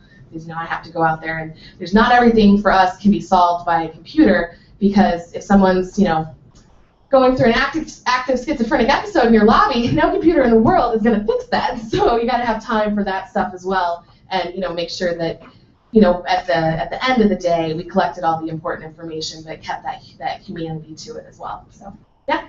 How hard is it to organize the food pickup? That's a huge chunk of our week. So we are open about 16 hours a week, but our staff is all full time. Food, I would love to see something more interactive where people who have food that they want to donate, that there was some way to get that information to people that want to collect that food. Right now, it's on the phone. We do have an outreach coordinator, and that's a huge part of, and that is the job, is to maintain the relationships with people that are giving you the food. The biggest thing right now is consistency, and as long as you keep showing up at that back dock of that grocery store, they're going to keep leaving you really, really great food. But maintaining that consistency, that's right now is one person getting on the phone. But if there was a way, I would love to see something out there where, say, any grocery store, their store manager accidentally ordered 2 extra crates of something, or 2 extra pallets of something that they can't use. If there was a way to communicate that amount of food, what time it was available to be picked up, because you got to be sensitive to their for-profit endeavors too, and not their entire day can't be making sure that they are donating all their stuff. And then also the follow-up to maintain the relationship is, if they want, if we can acknowledge them on social media, we do. If they do food drives for us, just making sure that we're always following up, saying thank you, recognizing people's kindness. And yeah, it is difficult, and it's totally doable, but it takes a whole team of people that work full time to do it. So. Can you pick up from restaurants as well, or only groceries? Well, restaurants are a little touchier for us. So we do have some sort of like modified health code standards. Our pantry coordinators are absolutely certified in food sanitation. They both have food sanitation licenses through the Greater Chicago Food Depository, but because we don't have kitchen facilities, we can't take like catering trays of stuff like that. Sometimes we'll accept it on behalf of like, hey, the volunteers just got lunch. But as a mass donation, we don't know the last time it was refrigerated, where we at least just can't verify all that stuff. So that's a little trickier for us. There are some places that do it. A lot of soup kitchens will do that kind of stuff because they're giving out the hot meal right then anyway. So depending on the relationship they have with the restaurant that's coming in. But the majority of the donations we're getting are grocery store donations, or if a restaurant wanted to donate, we would suggest to them, instead of saying, hey, give us all your food that's maybe left over from this event, would you like to do a fundraiser where if somebody comes in, that pick a week out of the, 1 week where there's a certain set of things on the menu is, 25% of it goes to Lakeview Pantry. It's a pretty typical fundraising technique. So, and that right there, instead of maybe getting the food, you get the whole, like if that restaurant has a bunch of followers on their social media, they just heard about us. So yeah, that's kind of how that works. Yeah. As follow-up to that question, so are you tracking at all what food is available where, or who donates what? Well, we track it internally. I mean, so we do record what we call all of our in-kind donations through Salesforce. So that's so volunteers, clients, and in-kind donations. Those are the three things we're tracking on Salesforce. The last thing we kind of want to bring over, our development staff uses eTapestry. You guys know eTapestry, the fundraising database, something like that. Yeah. So we'd love to put all that, but yes, we are tracking our in-kind donors. And Salesforce is cool too because that's one thing that's really great for us is the linking capabilities within these databases. So say, say like a church does a food drive or something like that. Say they, Broadway United Methodist, they're a very loyal church to us. So if they come in, what I can also do on the volunteer side is when that church comes in and my coworker enters Broadway United Methodist donated 2,000 pounds of food, blah, blah, blah, he can also see a list of all the volunteers that have come from Broadway United Methodist. And one day I'd like to get all, the groups that come in and track all of that stuff. So that's where, we're able to see the pounds that are coming in, but also all the different interconnected relationships that result from, it's food. Food is a communal thing. So it kind of brings everybody together for a variety of different reasons, but then tracking, how everybody kind of came into contact with us. We're doing our best. And also numbers, the poundage too, because for us, we operate out of a 4,500 square foot facility. So it is a constant Tetris game that we do in that, because we've got 13 staff members, literally tons of food. I think right now on site, we're averaging 40,000 pounds of food. So we have to be very careful of knowing what's coming in, what's going out, because if somebody has hey, we really want to donate all this stuff from Kraft, Kraft is a local Illinois company, but if Kraft says, hey, can we give you 20,000 pounds of mac and cheese, we're like, thanks, but no, we don't have any room for that. We have no room. So being able to track poundage of food is really, really incredible for us because it helps us just do the puzzle better, more efficiently. It eliminates, danger within the pantry. If you got too much food, you got people tripping over each other, and so it kind of, that's how that helps us. Yeah. Do you ever work with other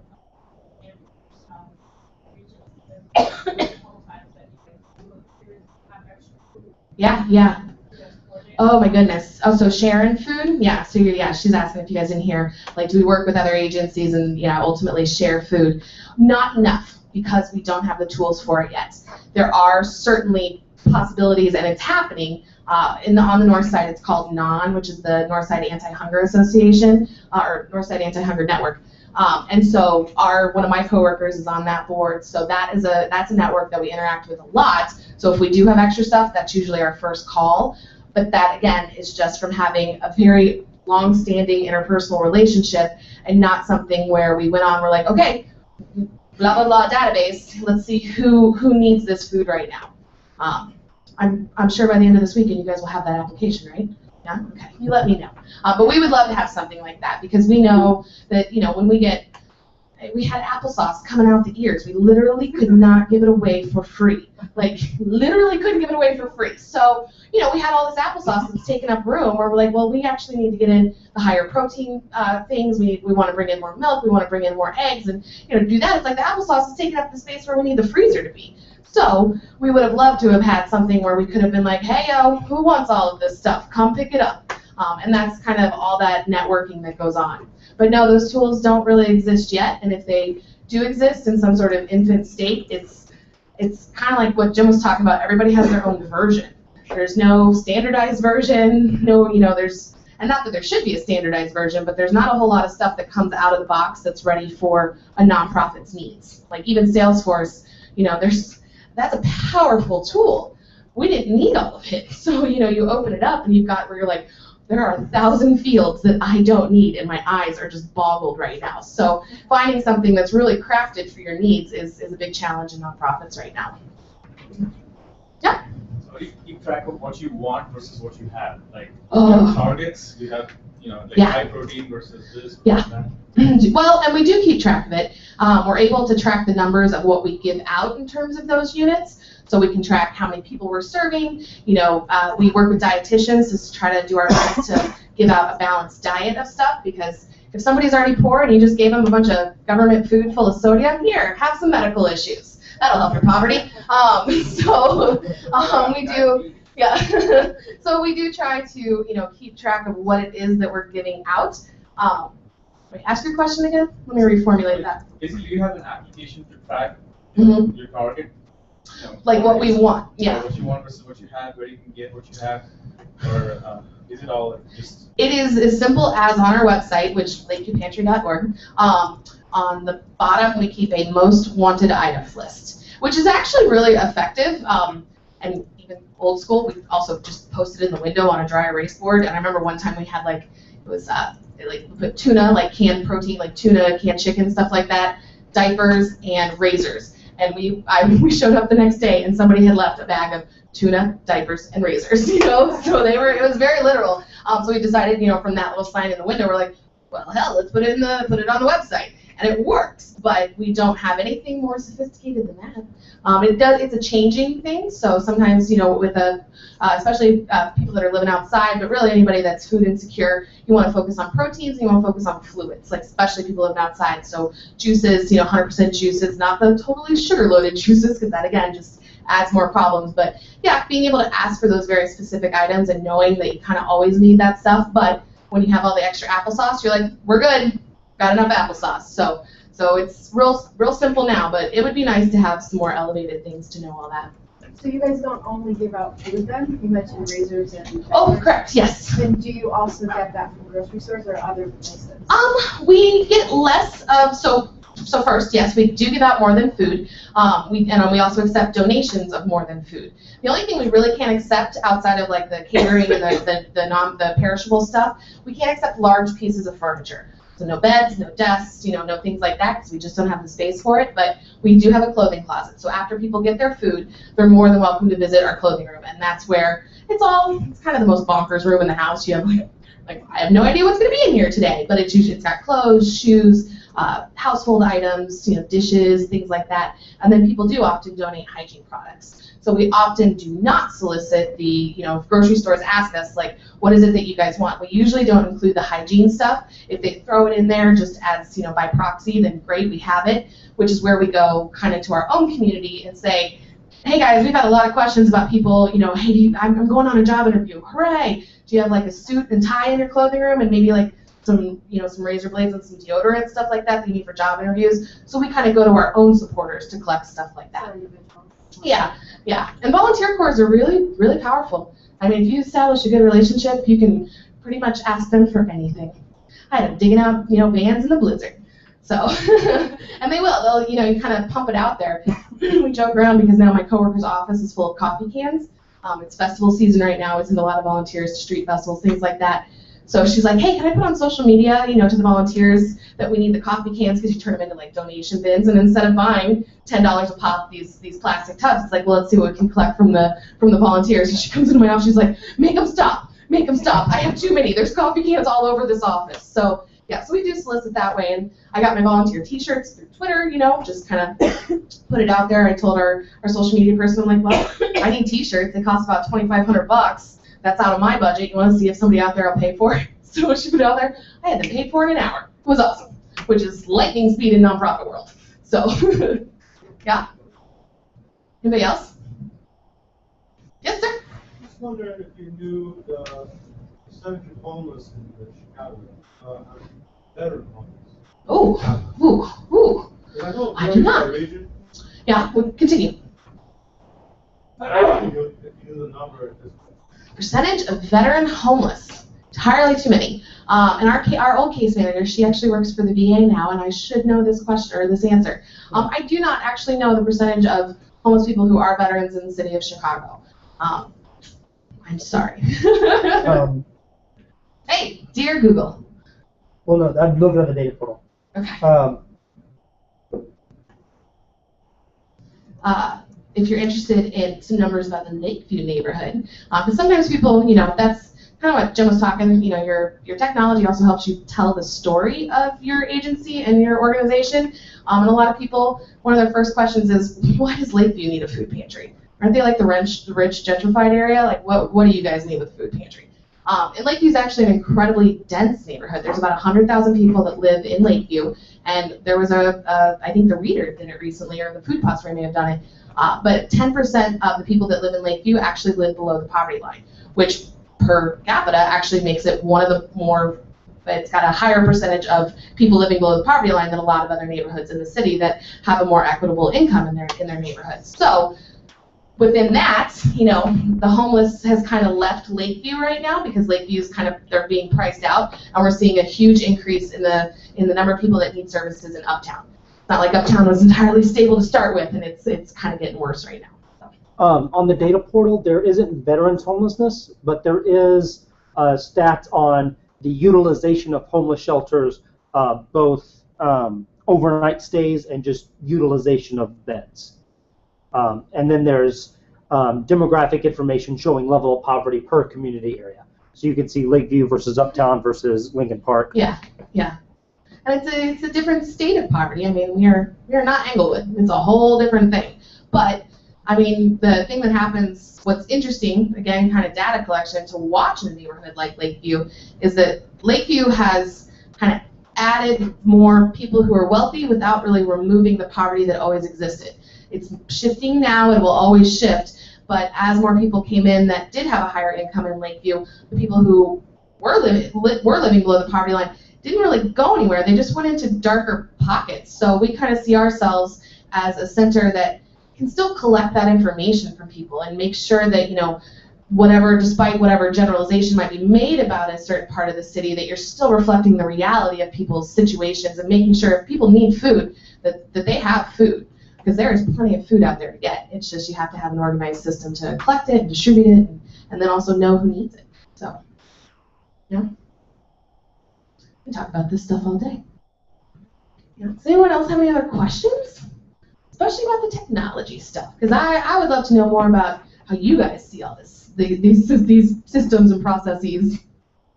So we've been live tweeting this, and Code for Boston just sort of lit up our feed because they actually worked on with food pantries for last year's National Day of Civic Hacking, and they wanted to show us. Is this all pantry related? Yeah, that R is really important in Lakeview Pantry. The most important R there ever was. Oh. It's a whole different website, man. I am glad that did not work. That would have been very hard. We've all been there, don't you worry.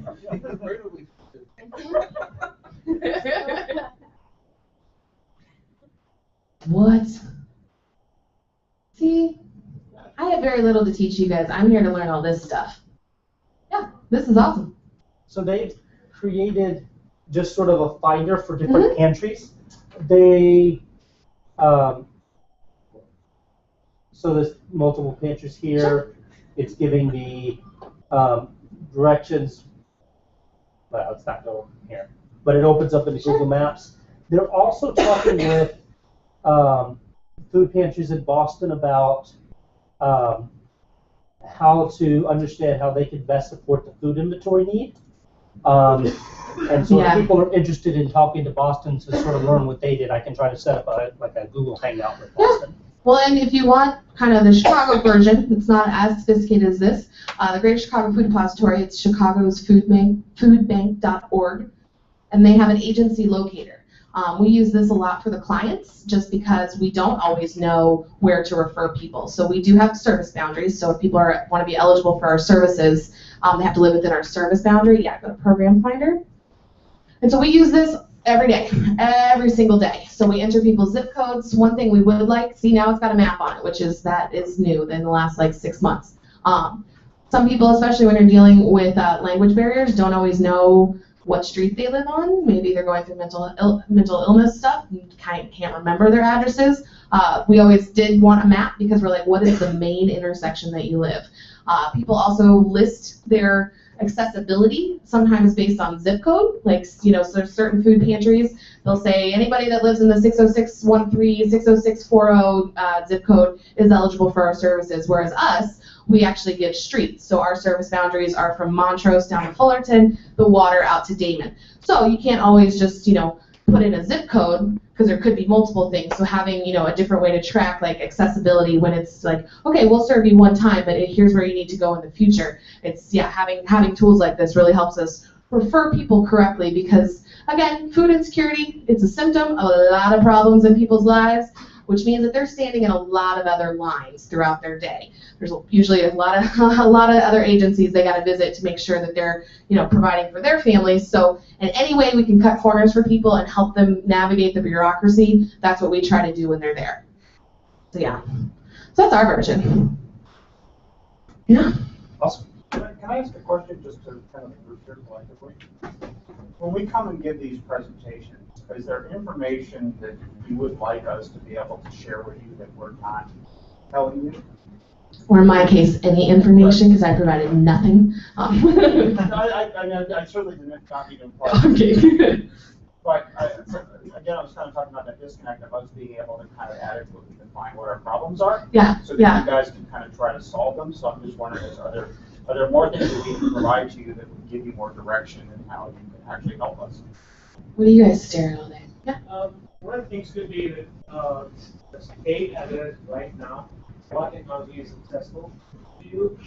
Like Aaron mentioned about Salesforce. Salesforce is very powerful. Yeah. Now, what services are you able to, what problems are you able to solve with Salesforce, and what else you would like to solve, and what the disconnect is? So that's, why use Salesforce? And then from that point on, I think we can expand the scopes of each individual bullet point. But what you have right now and what you would like to have, what it is next. And that's so, at least for us. Sometimes that is actually the hardest question. We sometimes find ourselves navigating things where we're not able to articulate what it is we want. I mean, it's sometimes just like we want the process to be less painful, but that's not instructions. That's not an actual desire. So I absolutely we try to keep that in our paradigm when we're developing. My boss is very good about no ideas. You can introduce any idea, but we're not going to execute something until we've thought about it very deliberately and we've ensured that we're going to be able to sustain it over time because ultimately that's what's going to help our clients. But that sustainability. What is it that we want out of something, shy of making sure everybody has all the food that they need, we don't always know. But you're absolutely right. That's good for us to remember when talking to you guys. And anything that I think, you have certain metrics that you have to report. Metrics.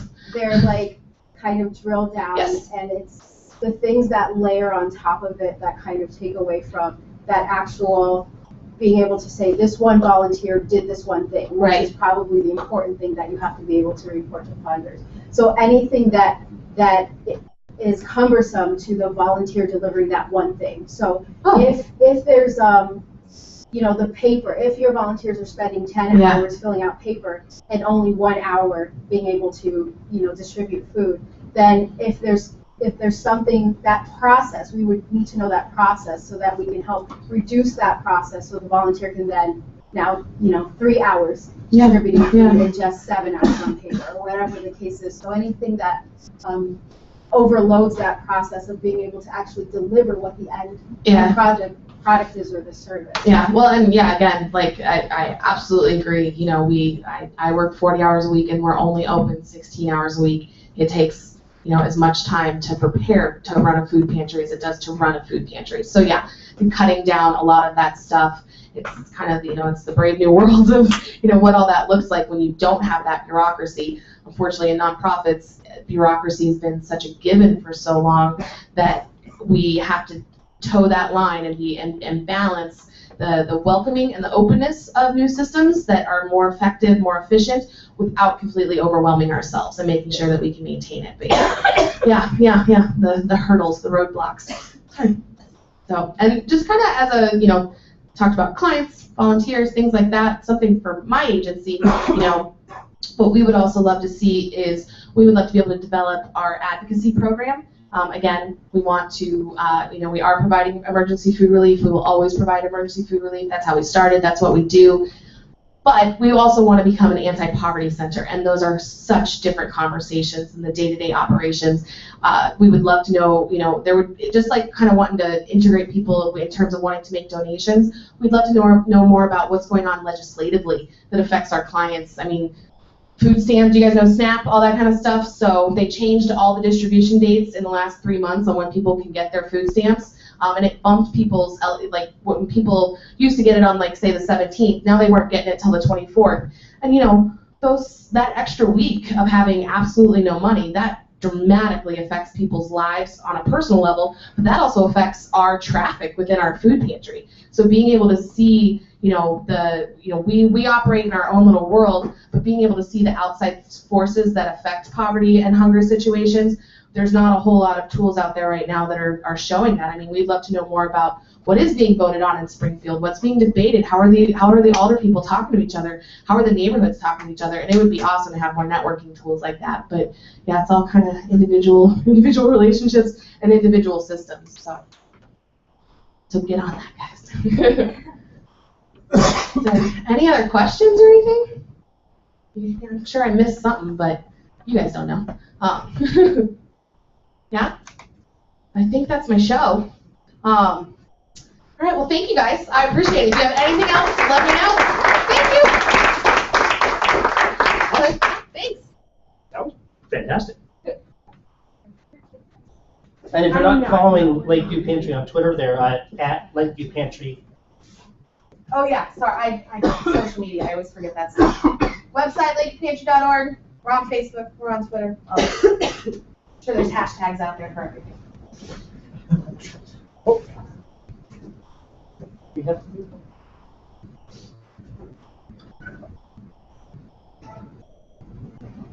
Okay, so up next we have Janine Olson and Josh Kaloff from schoolcuts.org to talk about education data. Can you email that to me? Sure. We're going to have a short intermission, so if you need to use the restroom or get something to drink, I will probably do that since I'm coughing up a storm. So feel free to take a break. We'll come back in maybe like 10 minutes.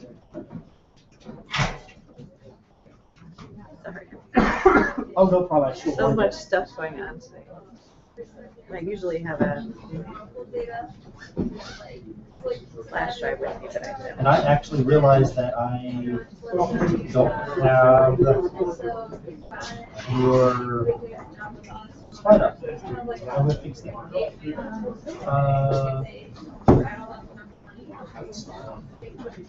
So.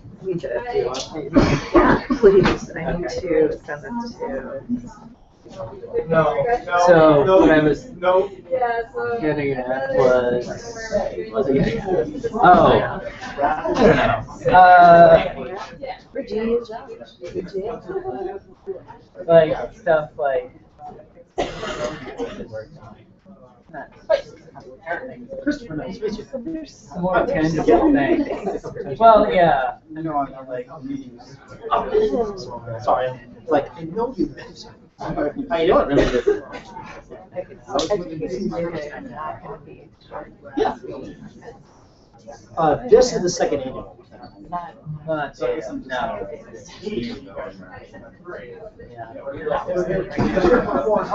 And if there's something that's we look at. So what'll happen is at lunch we'll form teams, and I like to hold board with like an idea board so people can like come up with ideas and sort of move together. Once that process occurs, it makes a little bit more sense because then you're actually curious. Yeah, my thought was the whole business come up with. Hold on. Yeah. Christopher, this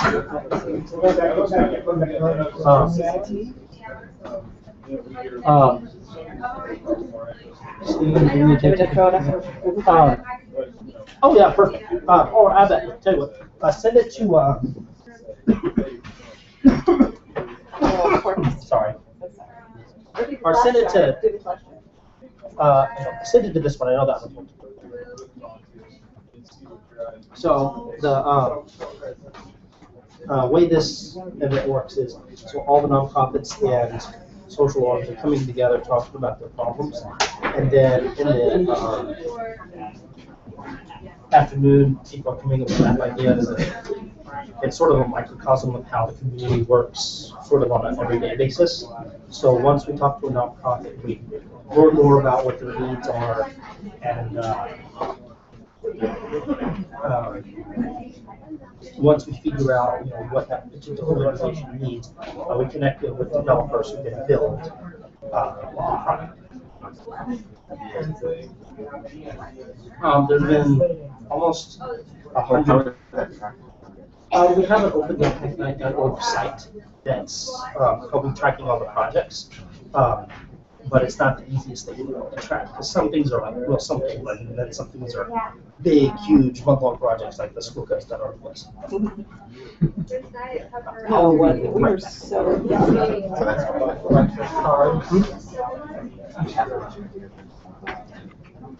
Okay, so it's in Google Drive and I have to email it to you. Yeah. We can bring some of our other stuff. Yeah. So I think for me, personally, what I want to see right now, because of the legislation around budgeting, is a way to be able to take data out of our.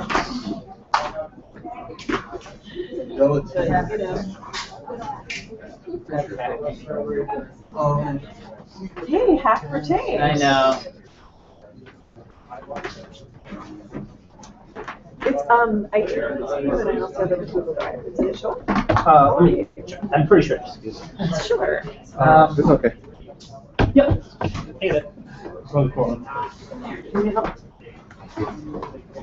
No, that's okay. I just don't No, the budget is actually, so. But I wanted it this very micro level. But that's what I'm thinking. I'm thinking like from that. So, stuff around. No problem. Thanks so much for coming. The meeting enrollment. I never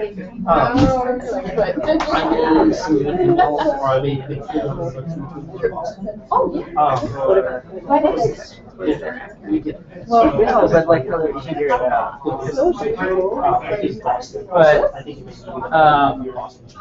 But that's no, or finding other ways to do it. But you've got grade by grade. And that's How's one in that bill? I probably filled up her Twitter feed. You can talk about that.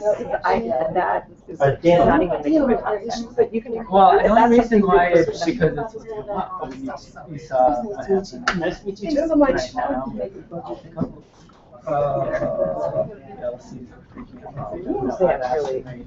They don't know. They're misunderstanding. That's habit. What's the school that confused their budget initially because they didn't understand. refuse theirs. Just recently. Burley refused theirs. We have some people ever just They're recently. like down 3 feet. Roosevelt High School. It was, Near North Montessori. no, not near North. They used to let them. It was a big thing. I don't know.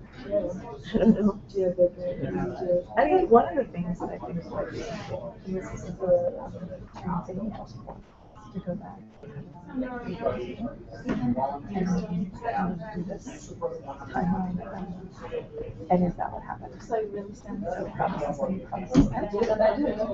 We pull these out of workouts. Yeah. We will have to have something. Communications process. Like, that's the purpose of that.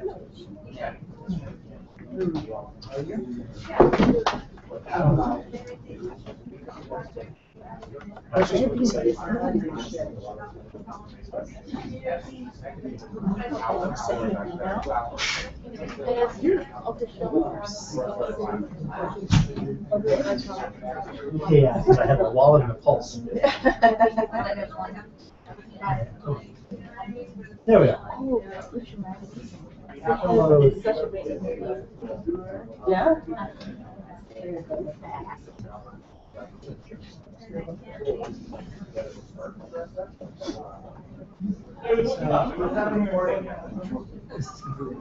But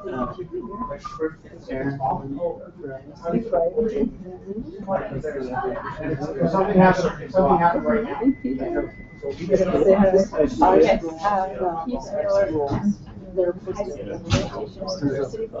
Oh no, you're missing. okay, I haven't been there. And then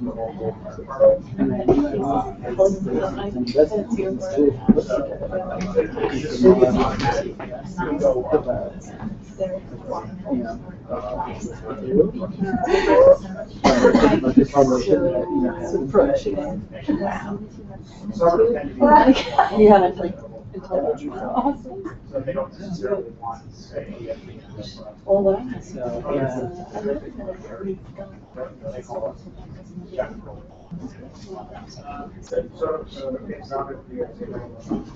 No, so we get.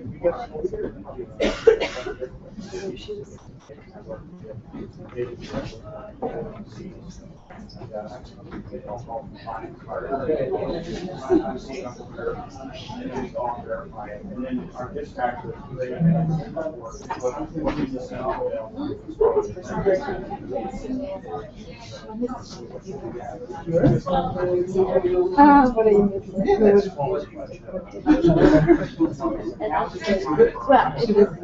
was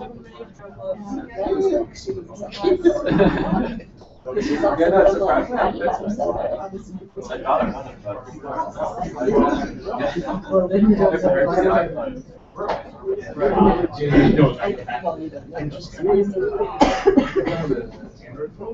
Then you went and found out that principles. Also, you know, streamlined it.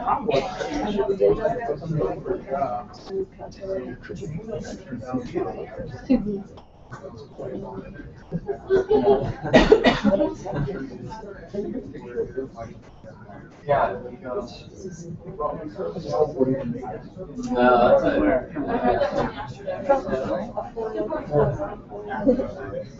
Yeah. So, it's a great campaign. Yeah.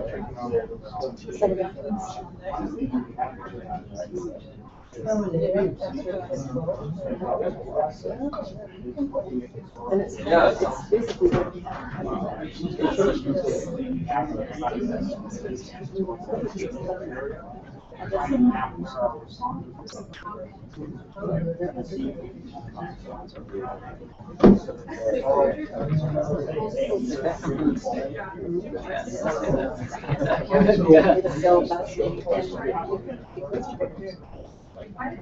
Yeah, we lucked out. Yeah, we got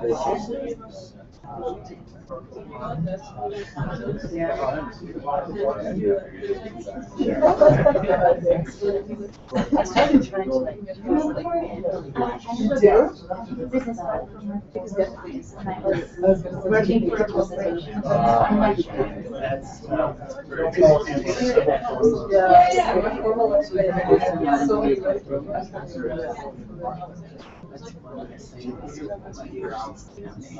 It would be useful, but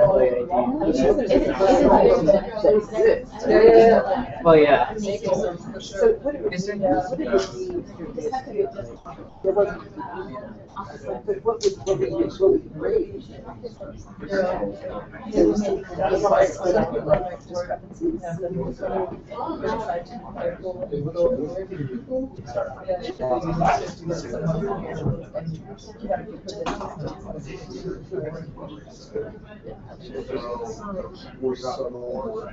Do you want my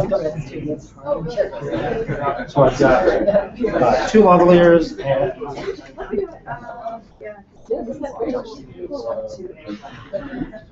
one, and then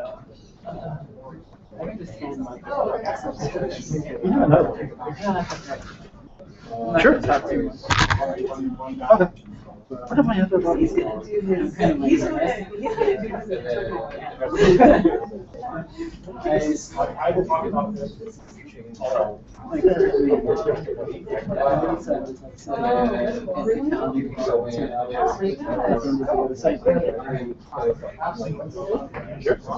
Yeah. Well,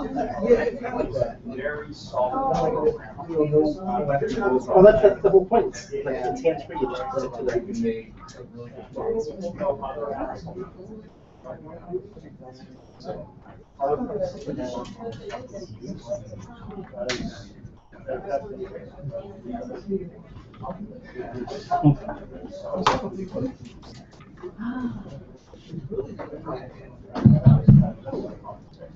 Okay, I think we're going to go ahead and get started again.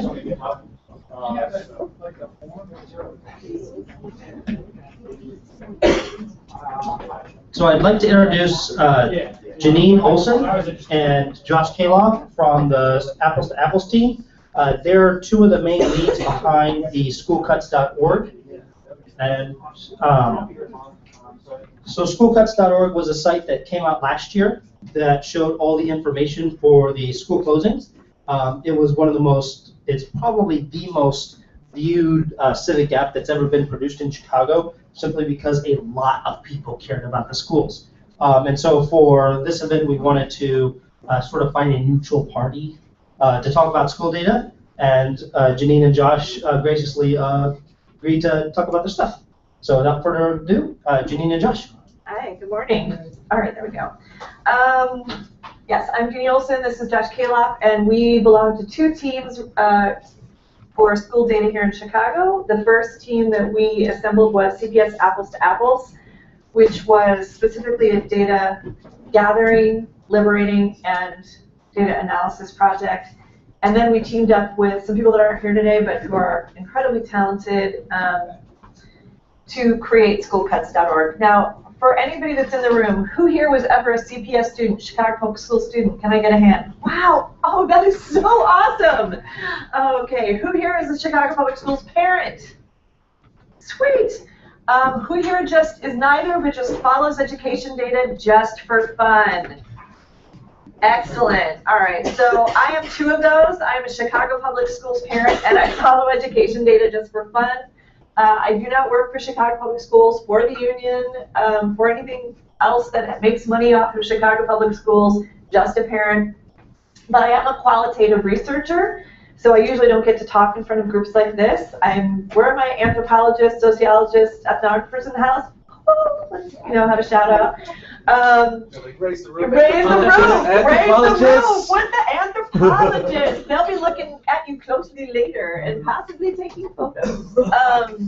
So one of the things that Josh and I wanted to talk about today, well, there's 2 things actually.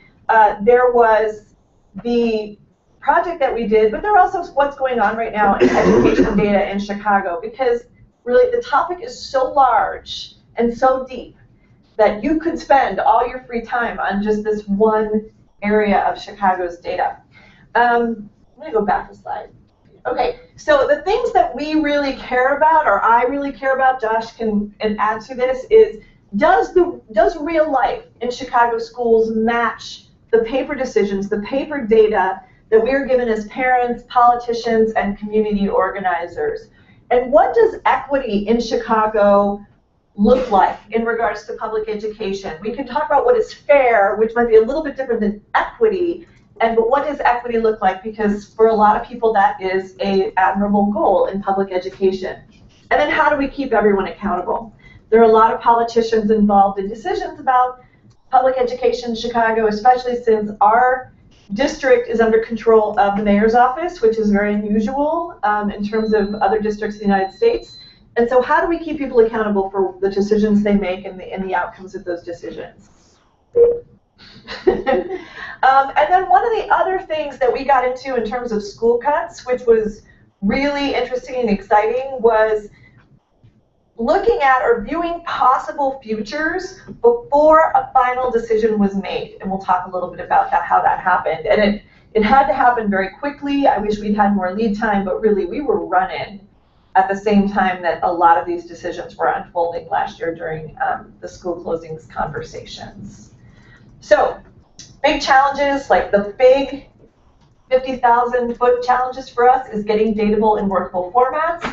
A lot of data that we care about in Chicago Public Schools has historically been kept in PDFs. The bane of my existence, probably the bane of a lot of the existence of a lot of people in the room. Finding missing data that we feel is important to answering problems and questions. Keeping up with the constant change. I mean, every week we are flying through changes in how education policy is rolled out and implemented here in Chicago, and making sense of the data in the context of the educational system, which is bureaucratic and complex, and I find to be utterly fascinating. So the first one, getting data in workable and uniform formats. One of the things that we used when we were pulling data out of PDFs,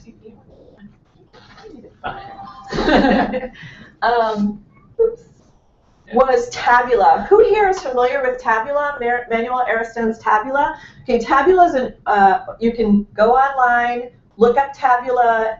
It is a wonderful, amazing tool developed by Manuel Aristen, hopefully I'm saying his name right, who is now at the Night Lab at Northwestern. He's originally from South America, and he developed this tool that sped up our work. So it was just crazy. Before I met Josh, I was at 3 a.m.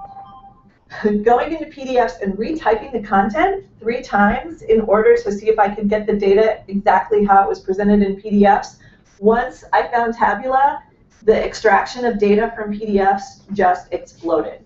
And I would say today that the reason we have CPS apples to apples, the reason we have school cuts is because of important tools like Manuel developed for public use. Finding the missing data is crucial because we have a lot of data out there. There's an enormous amount of data out there about education, and we can talk about it, and they come from a variety of sources. I mean, not only Chicago Public Schools or the Illinois State Board of Education or the Chicago Public Schools Board of Education or the Illinois Network of Charter Schools or all the different sub-offices that CPS has, but also from universities that do research on public school data, from Public Building Commission, Chicago Public Police Department, the Census Bureau. There's so much data, and a lot of it is kept in these silos. And a lot of times, because of the turnover within the Chicago public school system and leadership, not everybody remembers where the data is or what data is actually out there. There's nothing, it's like an archaeological dig. And nothing is more exciting than getting a tweet at like 2 a.m. saying, "You would not believe what I just found." And it's exactly what we need. But that's one of the challenges, too, working with this data, is getting it all in the same place in a workable format and finding out what else to ask for. In fact, one of the things that I've been asking for the last 2 years is around principal turnover, teacher retention, some very granular data that has not previously been available. And now we've got word that the Illinois State Board of Education is trying to pursue that data. I was just telling Josh at the break that I have this enormous data set that was FOIA'd on teacher rosters, and it includes names of teachers, number of years of experience in-state, out-of-state, in the district, what their undergraduate degree was in, what undergraduate degree institution they went to, what their graduate degree is in, what graduate institution they went to, and it was all in a PDF. I all had to extract it, and it's enormous. And I have to figure out what to do with that, because teacher turnover is, knowing what teacher turnover is in the different schools is really important to parents. Why? Because it's an indication of stability of specific schools and the years of experience that are in front of the classroom teaching your kids. So that's something we can talk about after this presentation. Keeping up with change is huge for us. So having apps and data repositories and ways to get information about what's happening in legislation, and just as same with Lakeview Pantry, so that we know what to be looking for, what to be pulling in order to get information in front of our constituents, which generally is parents and community organizers, so that they can advocate for their schools and for the decisions that they want to see implemented. And a lot of that information comes from various places as well. You've got the notes, post-it notes from the Board of Education. You've got decisions handed down from CPS Central Office, Illinois State Board of Education, Illinois legislation, the Department of Education at the federal level. I mean, there's just lots to keep track of.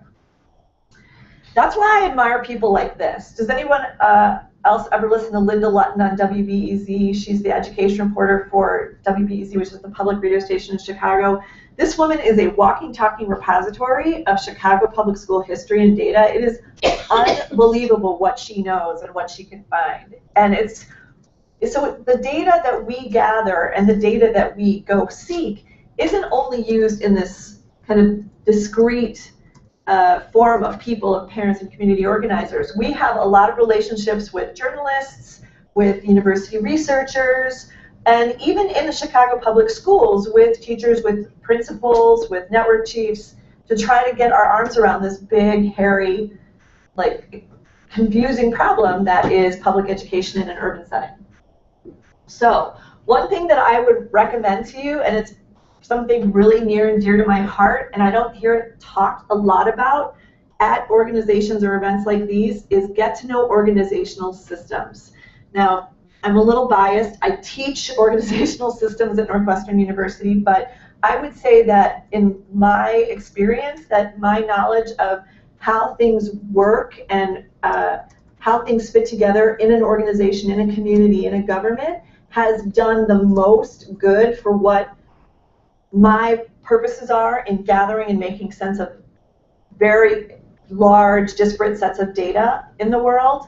And I show the Calder Mobile to my students, and I show it to you here because when you know organizational systems, you know that any change in the data or any change that is made by the organization is going to somehow move everything else in the system. Maybe a little bit, maybe a lot. And it's just the knowledge of that that allows you to look for more things so that when you see a change in the data, you start asking yourself, what else is this going to be affecting? In the case of Chicago Public Schools, there's a lot of data that's not in easily quantifiable or numerical formats that strongly affect the system of Chicago Public Schools. Now, some of it is quantifiable. You've got, percentages of misconducts resulting in suspensions or student growth and attainment. But what do those numbers mean? What do they imply? And the work of civic data people in Chicago is not just helping calculate numbers. It's unpacking what these mean, what these numbers mean, to give context, to give a meaning to other people who are trying to understand the school system.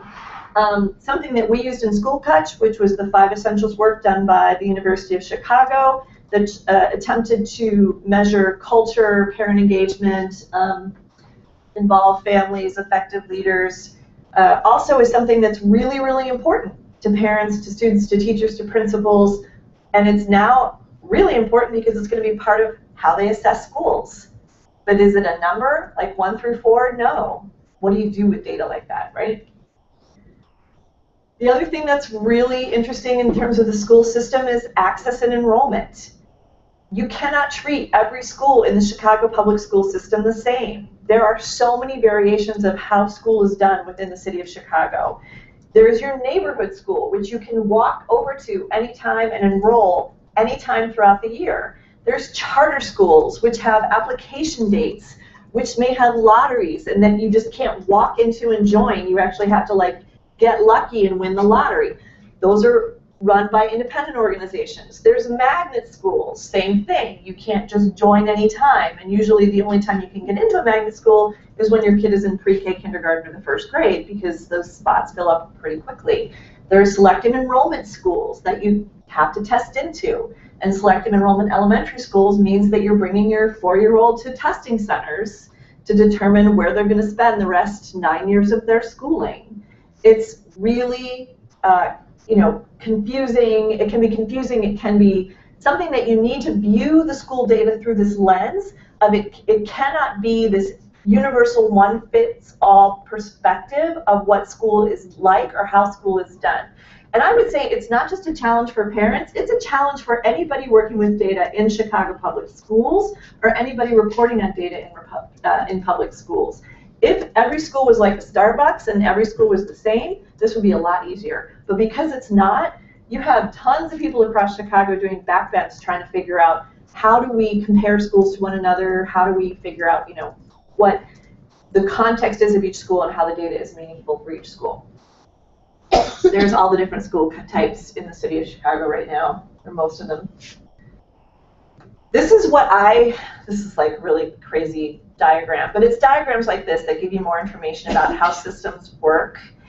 This one is actually applied to corporations, but different types of models like this can give you a sense for how these different pieces of an organization can fit together so that when you're looking at data, and you know that there's a data on structure or a data on policies and procedures, you can quickly look and say, okay, so what questions do I have about how this is going to affect about how people lead, or what decisions principals have to make, or what decisions network chiefs have to make, or how is it going to affect the culture and what people get rewarded for, all these different things, because it's important. It's important to do this stuff in context.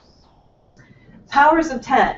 Because Chicago Public Schools is so diverse, is so huge, one of the things that we struggle to get a perspective on as people who are interested in education data is, how does this look in my child's classroom? How does this look for my child's classroom, my child's grade, my child's school, how my child is compared to other students across the district, how my child is compared to other students across the state?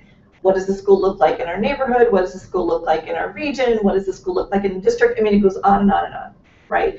And it's going through these layers of data that's another huge challenge of people who are trying to understand public data, because something that looks at a very granular level, well, I'll explain it in a second.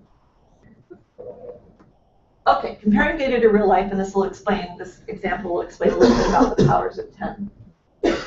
It is really hard to get this data in formats where you can compare it easily across a district or across a state, and we get that. So I pulled one type of reporting. This is the state level reporting for the average class size as of the first school day in May for one specific school. You can see second grade, the average class size there was 20.3 students. And a lot of parents, unfortunately, before they know what student-to-teacher ratios are, they look at this data like student-teacher ratio of 20:1, and they think, wow, my kid's classroom size is going to be 20. That's awesome. But that's not what that means. It means that just the number of students in the room or in the building divided by the number of professionals in the building that can be teachers, whether they are in front of a homeroom or not. Sometimes this includes assistant principals or whatever. So you can have, it could be 20 if every single teaching certificate holding person in that room is in front of a homeroom. It could be 20, or it could be 30, because some of those people are doing other jobs within the school. And I think that's every parent's first baptism in CPS data or any kind of data for any district is your impressions and expectations from what you're seeing related to real life and what it looks like on the ground. And then if you actually go into this school, this is our neighborhood school, and you look at specifically, instead of an average, what my daughter's class size looked like in first grade last year, 31, 31, 31. So if I was a parent expecting a class size of 20 first graders, and I walk into a classroom with 31 first graders, I'm saying, whoa, what happened? Where's my kid? You know, because there's so many kids.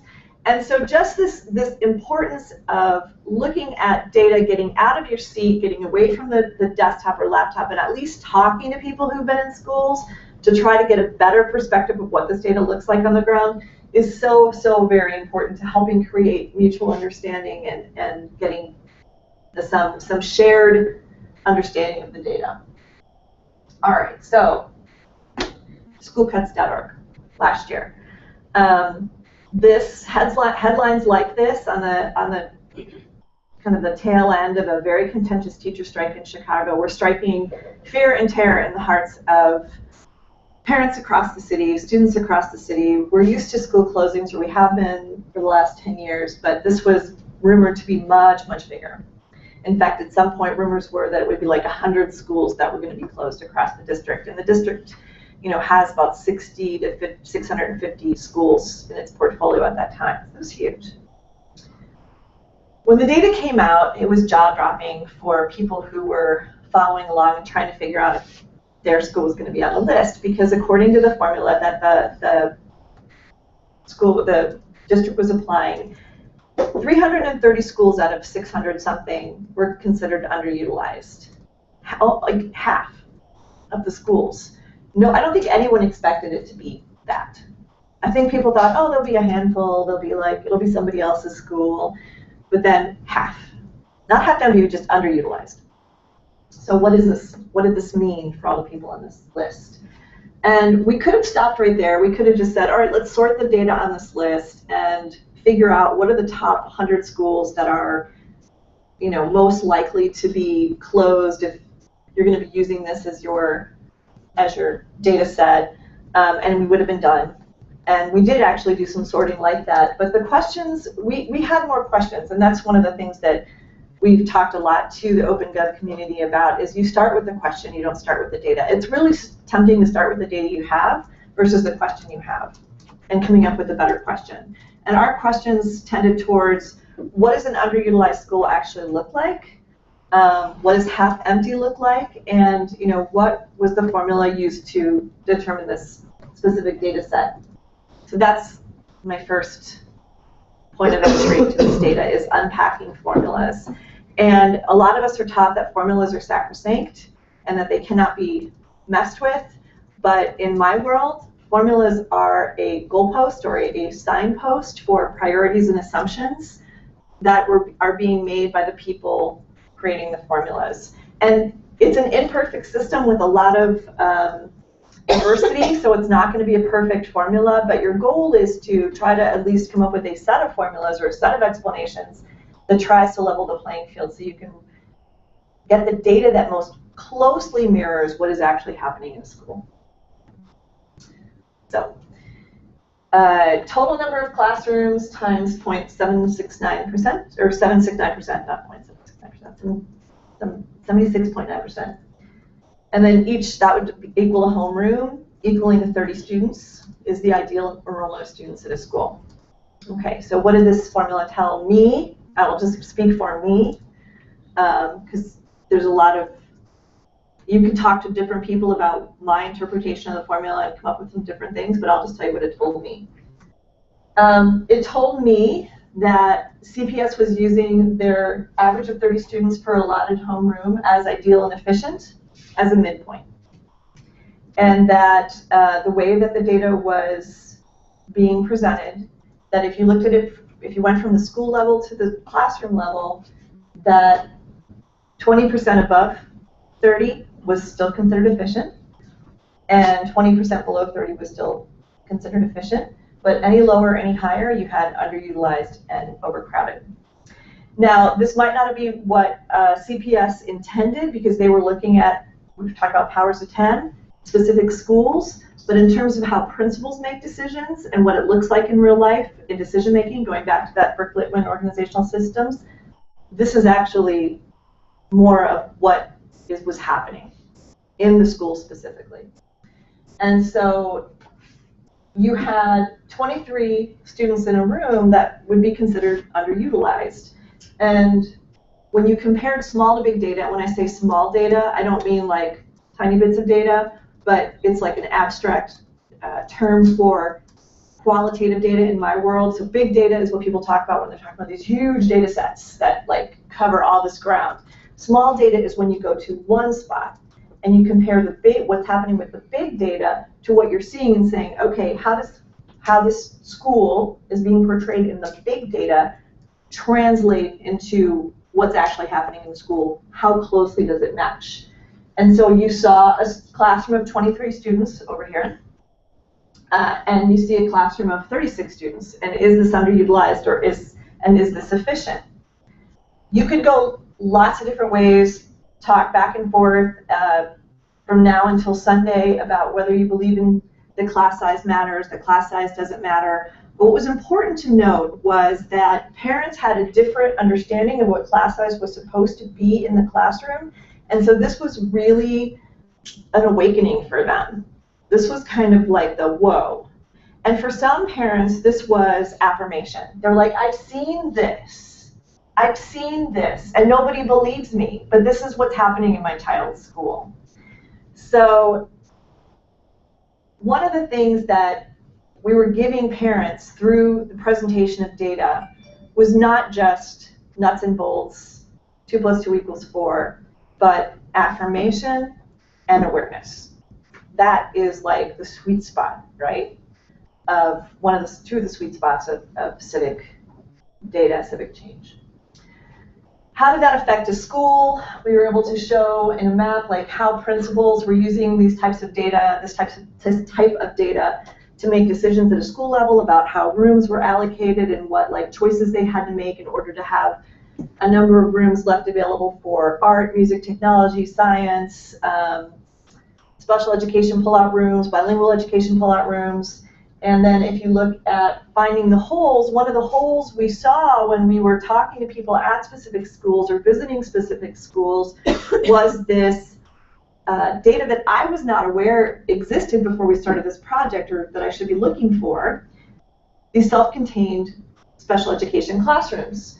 So the legal classroom size limit, maximum, depending upon the severity of diagnosis for the students in them, is 9 to 14 students. These are classrooms that are set up to serve, or historically have been set up to serve, the special needs of these students that are high needs, low functioning, that may be too sensory challenged in homerooms, regular homerooms, or that need special services, or so on and so forth. And what we were finding when we were talking to schools or going out into schools and observing was that, and a strategy, which was, you know, a completely understandable strategy at the time, was that CPS was clustering a number of these self-contained classrooms in different schools around the district. Efficiency, right? You want specialists to be able to serve 3 or 4 classrooms in one space. But it was odd that a lot of these cluster schools with a lot of special education, self-contained classrooms were ending up on the closing list. So if you look, this is my interpretation of the CPS data versus what we were observing at Trumbull Elementary, which was a school that eventually did get closed on the north side of Chicago. And just going straight by the numbers, while CPS was running the numbers in their formula, this is a school that was half empty, 54% utilized. Okay, but then when you looked at the self-contained classrooms and the classrooms that were limited legally and through the grade separations of different groups of these students and so on and so forth, you had a number of self-contained classrooms, you had 2 special rooms because you had so many special education clinicians that were serving this really large cluster population. They actually had to take up a room for just their offices and space. You had a special education sensory room to meet the needs of these students. And so you start looking at the formula and looking at on paper and looking at the data in a school, and you're like, which is it? Is it 54% or is it closer to, and then of course, because this is a neighborhood school, you don't start the year off with one enrollment number and then just stays that way. Students can leave and come and leave at any time through the school year. So in May of 2013, their enrollment was 407, which was 7 more than it was when CPS grabbed their number. Utilization percent, 72%. If you included this one red room as, a room that should be an office and off the table and all this other stuff. So, which is it? Which is it? How do you get to a better understanding of the data in person versus the data online? You create perspective. You help create perspective through visualizations like that. You help create perspective through presenting the data in context that is going to make it more meaningful to parents, to community organizers, to politicians, and to policymakers. So schoolcuts.org started to create perspective through a number of different things. One of the ways that I think that was really attractive to parents and community organizers was through maps. So Josh, you want to turn on, I'm going to finally let Josh speak. Josh, do you want to talk a little bit about maps and what we do with maps? Is this actually working? Yeah. Okay. So for school cuts, there was the list of all the proposed school closings, and there were proposed receiving schools, but for a lot of parents and community, it wasn't easy to tell how you'd be affected or how your neighborhood would be affected. Where would you go if your school was closed? So what we did with the map was essentially show the school closing and the designated receiving schools and proposed new attendance boundaries, but also showing the other actions in the 1.5 mile kind of radius nearby. So in some neighborhoods you could see a lot of closings going on, and in others there weren't. Yeah. So as a parent, hello, sorry, speaking to my chest. As a parent, what was really interesting, if your school was on the potential closing list, and that was what we talked about, revealing possible futures. The first iteration of school cuts, that's not what's on the site now, actually had all the schools that were before the final decision was made. It was 129 schools originally. Yeah. And so that was really revealing, because people could go on there and say, okay, if my school gets closed, what are the closest schools that my children might get sent to? They didn't know what their possible receiving school was going to be. So they could go on there and say, all right, well, I like, that school could be it, but then they'd have to cross the highway, or then they'd have to cross that gang territory, or, that's too far to walk, or wait, it doesn't look like that school has enough seats to accommodate all our students, or, well, I've heard that school isn't very good, or, whatever, but they were given some information to work with in terms of possible futures. So it was a way for them to engage in the decision-making process and advocacy before the decision was made, so that they could start talking about, what does this possibly mean for me? And that is really important in government decision-making. A lot of times we're given potential legislation that isn't exactly explained down to what it's going to mean for me. We're told how it might mean, what it might mean for me, but actually being shown what it might mean for me might look a little bit, and sometimes a lot, different. The other thing that was interesting about this particular page, landing page for schools, was that you're able to see the demographics, and you ask a question. So if the average special education enrollment in a CPS school is 13% and Lafayette is 28%, you can ask questions like, is this a cluster school? Is this a school that education population is affecting their academic standing? Like, we don't know, right? A lot of parents didn't know, but they were able to ask questions because they had better data with which to ask questions. And then you could compare the schools, you could click around the map and quickly see what's one of the other things, I don't know if you get to this, no, go ahead. But all of the discussion around school closings was about really focusing on the students currently in the school. So all the receiving schools, all that whole setup was only pertained to the students currently in the schools.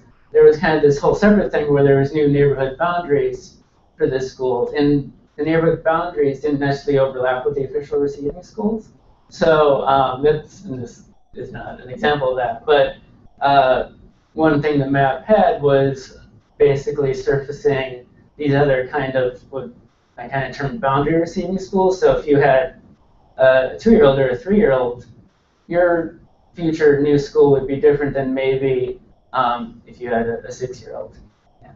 And if you're a parent that either bought a single family home or chose your apartment based on the school that you thought would be your neighborhood school, this is a very big deal, very big deal.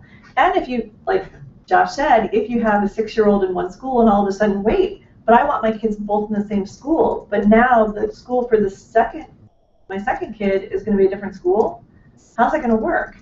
But because that wasn't being talked about until Josh was able to visualize it on this map, and our team was able to help him visualize it on this map, there wasn't able to be a conversation about that.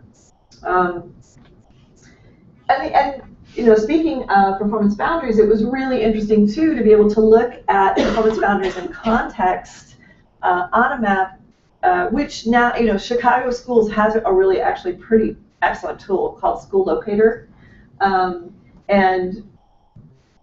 but it didn't have this embedded information that was being discussed in terms of school closings to help people compare, you know, enrollment and empty seats and that kind of stuff. It was a static snapshot in time.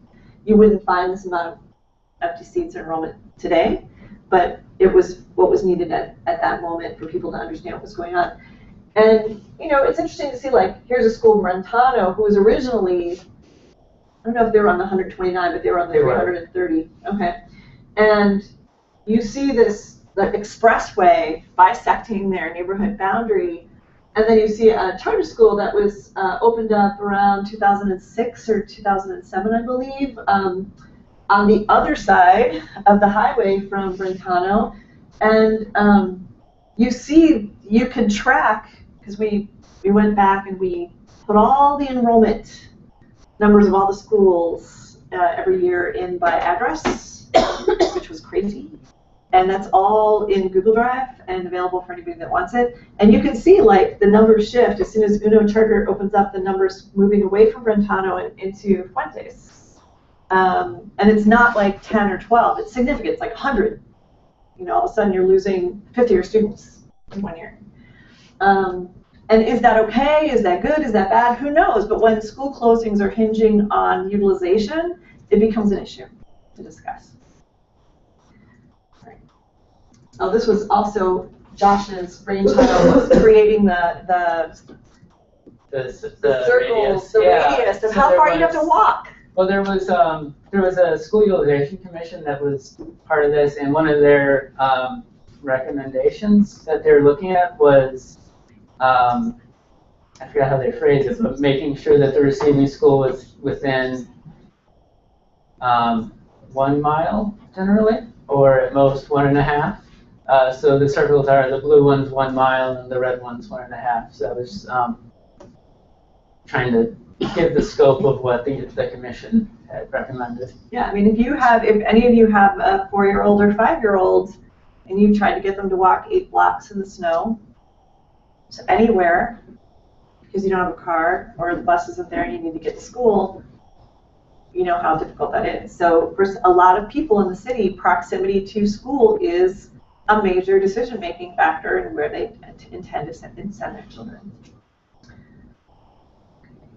So here's an example of being those future scenarios, being able to compare if your school is closed, if, you know, depending on the school that your child is sent to, what's going on with that school? What do their academic numbers look like? What's their enrollment been looking like? Are they on probation? Are they not on probation? What do their 5 essentials look like? And just, it's not perfect data, because does this snapshot give you everything you need to know about a Chicago public school? No, but it was something that people could start to talk about, to enter into the conversation, versus a lot of the emotion that you were seeing in community meetings where people felt so helpless. So school closings happen, as everyone knows, largest school mass school closings in United States history, 50 schools, and it was big. And we've kept school cuts up there because accountability is part of this, and history is part of this, and being able to look back and say, in 2 years, 3 years, 5 years, and say, so what happened there? How did that work out? So that parents can say, have some frame of reference, so that policymakers can have some frame of reference, so that they can learn from past policy decisions. A lot of times in Chicago, for a lot of different decisions at a micro or school level, decisions are made, and we don't really revisit them often, unless you're a journalist or you really care about it. But it's important to do that because history is constantly rewriting. It's history is dangerous and in danger of being rewritten, and you want to be able to have this informed, data-driven conversation about decisions and real outcomes of those decisions, so you can make better decisions in the future. So we've kept stuff up there.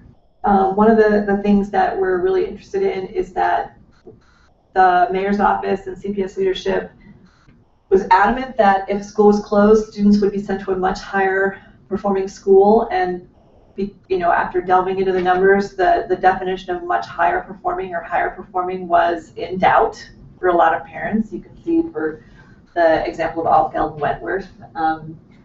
And you could argue, is Wentworth higher performing? Is it not higher performing? Are these levels, like level 1, level 2, level 3 given to schools, are they meaningless? Are they meaningful? They've been meaningful. In this case, are they meaningless? There's lots of things you can talk about.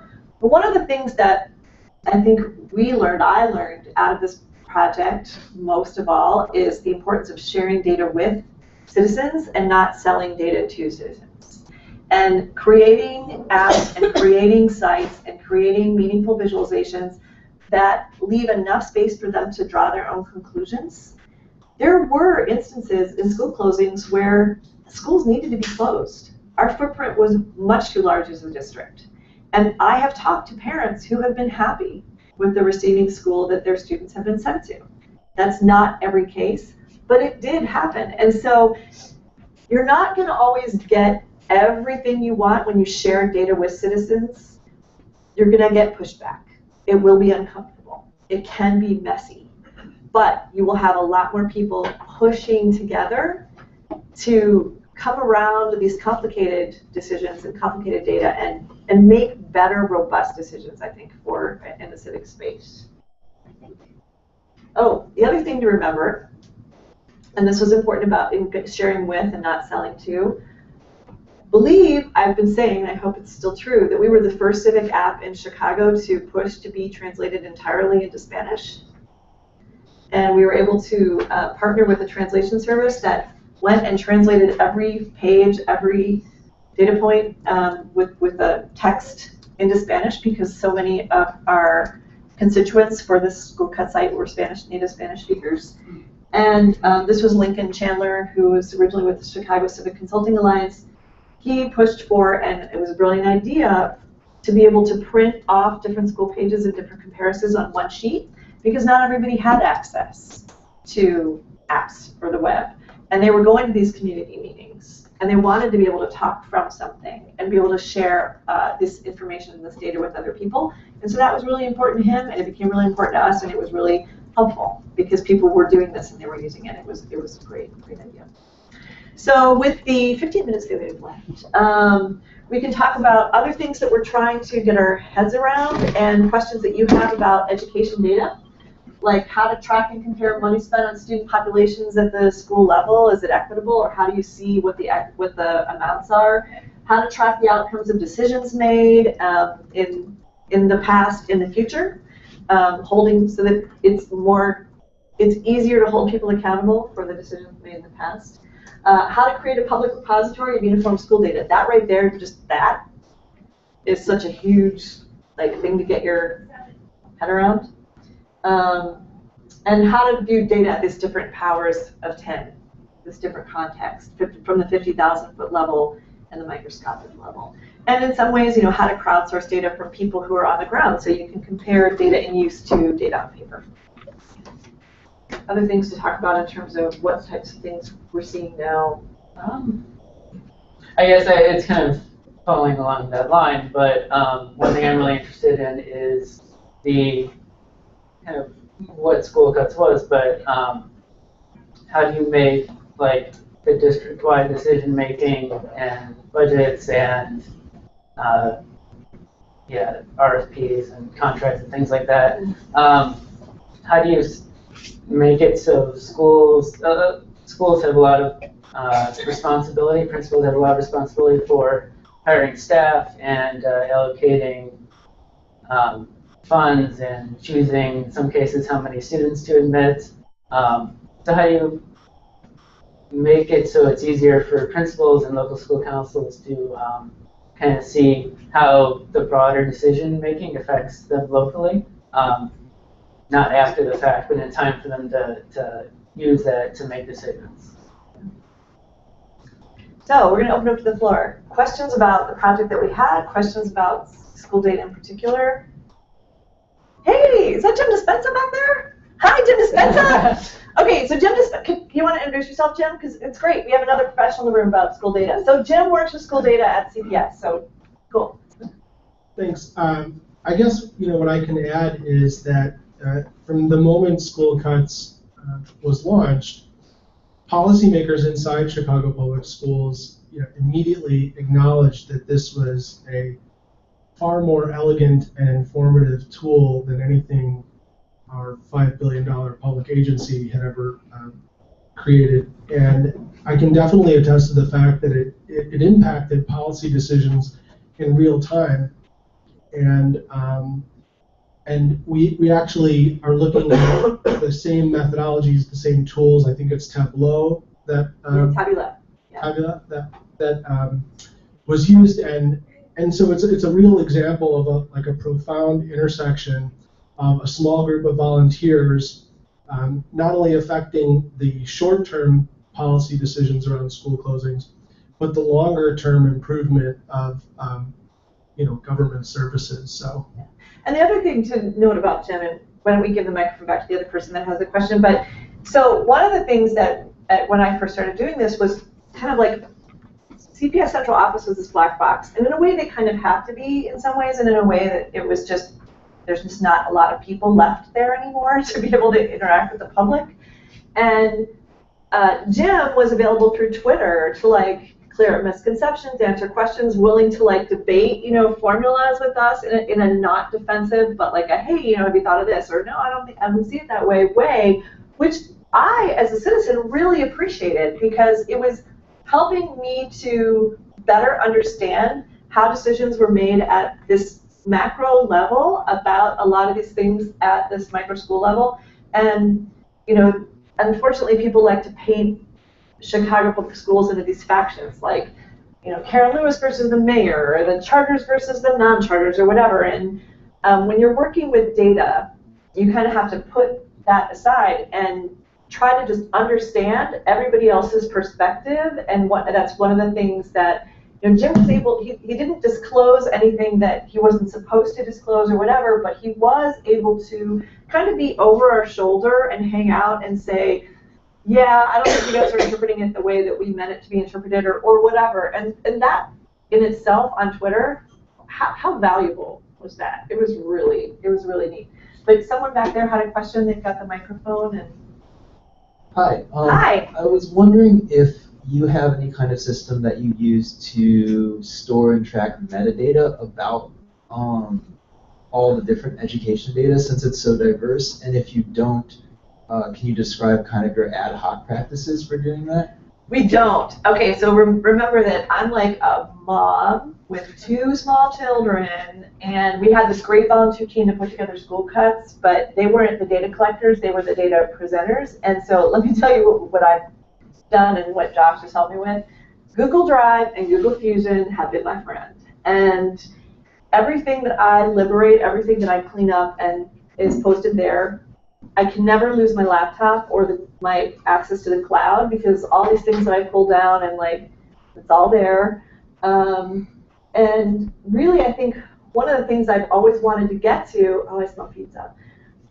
Sorry, distracting. Yay! We'll be talking. We won't be talking for much longer. Is how do you take all these different data sets? Like, I found amazing data. Josh has sent me amazing data. Like, he'll find a PDF of something, or I'll find something in Illinois Charter Network, the policy arm of the group that works for charter schools, or I'll find something, Chicago Board of Ed, and I want to put it somewhere, and I've got nowhere to put it. So really, what you're saying, my data repository kind of looks like one of these big closets that you just shove everything into, and then you kind of close the door and hope nothing falls out. And then when I need to find something, I'm doing this. The closest I think we have is on the Apples to Apples site. I don't know if it's up to date, but we have a data page. Yeah, it's that links up to date as we have it. A lot of the data, but that's probably the closest. So there are some other domains, like in disaster management, which we talked about earlier, where volunteers are trying to collect and aggregate data into like an open data source. Does anybody here have any experience in that? That's actually maybe a good opportunity to sort of look at. One thing is just aggregating all the open data sources, potential data sources, into a place so people can then start mashing on it. So, yes. Yeah. So, Sorry. What would you say? So I think it looks like those school cuts and the data was just really, I guess, applicable at the time. So what would you say are now the questions that are lingering out there that some of this data should be used to answer, or that we could look at the data, or that we could direct this work towards, and then so if you have any idea of what those questions are. Questions related specifically to the data that drives school cuts, or other not data school in cuts, general? but other data in general. You have data, maybe specifically in the teacher data, like what sorts of things, and then who is asking these questions. So school cuts was important because parents had lots of questions, things they didn't understand. I can tell you from a parent perspective. So one of the ways, being an ethnographer, I go on a lot of social media forums and try to figure out like what questions are parents asking, right? What are they still confused about? What do they want to know? So school closings behind us, and take it for what you will, because online forums are going to be just a subset of the Chicago public school parents that are very, engaged online, go to forums, so on and so forth. But some of the things that people are still trying to get their heads around. Is the issues of funding. So the funding formula switched to a per pupil budgeting, and a lot of neighborhood schools saw their funding overall for their school drop. And they want to know, wait a minute, so I have a student at Decatur, which is a classical school that you test into, and I have a student at Peterson School, which is a neighborhood school, or Edison Regional is probably better. I actually have better information about that. So why did the Edison Regional budget not really take a hit, but my Peterson School did take such a hit? And what's going on? And are these schools treated differently, and are neighborhood schools being undermined by whatever? How is the legislation that, especially this week, that just went through Illinois House and Senate, how is that going to affect funding? I'm trying to think of what else. Just even tracking, here's what's even hard. It's even so hard as a parent to track what schools have band programs. Yeah, I think that is a huge issue. What schools have an art teacher? Art teacher, and there's things like mandatory gym coming in. Oh yeah, don't necessarily have a gym teacher. Same with arts. How are different schools going to be dealing with the mandatory PE requirement, physical education requirement? Everybody's kind of working in their own little silo to try to figure it out.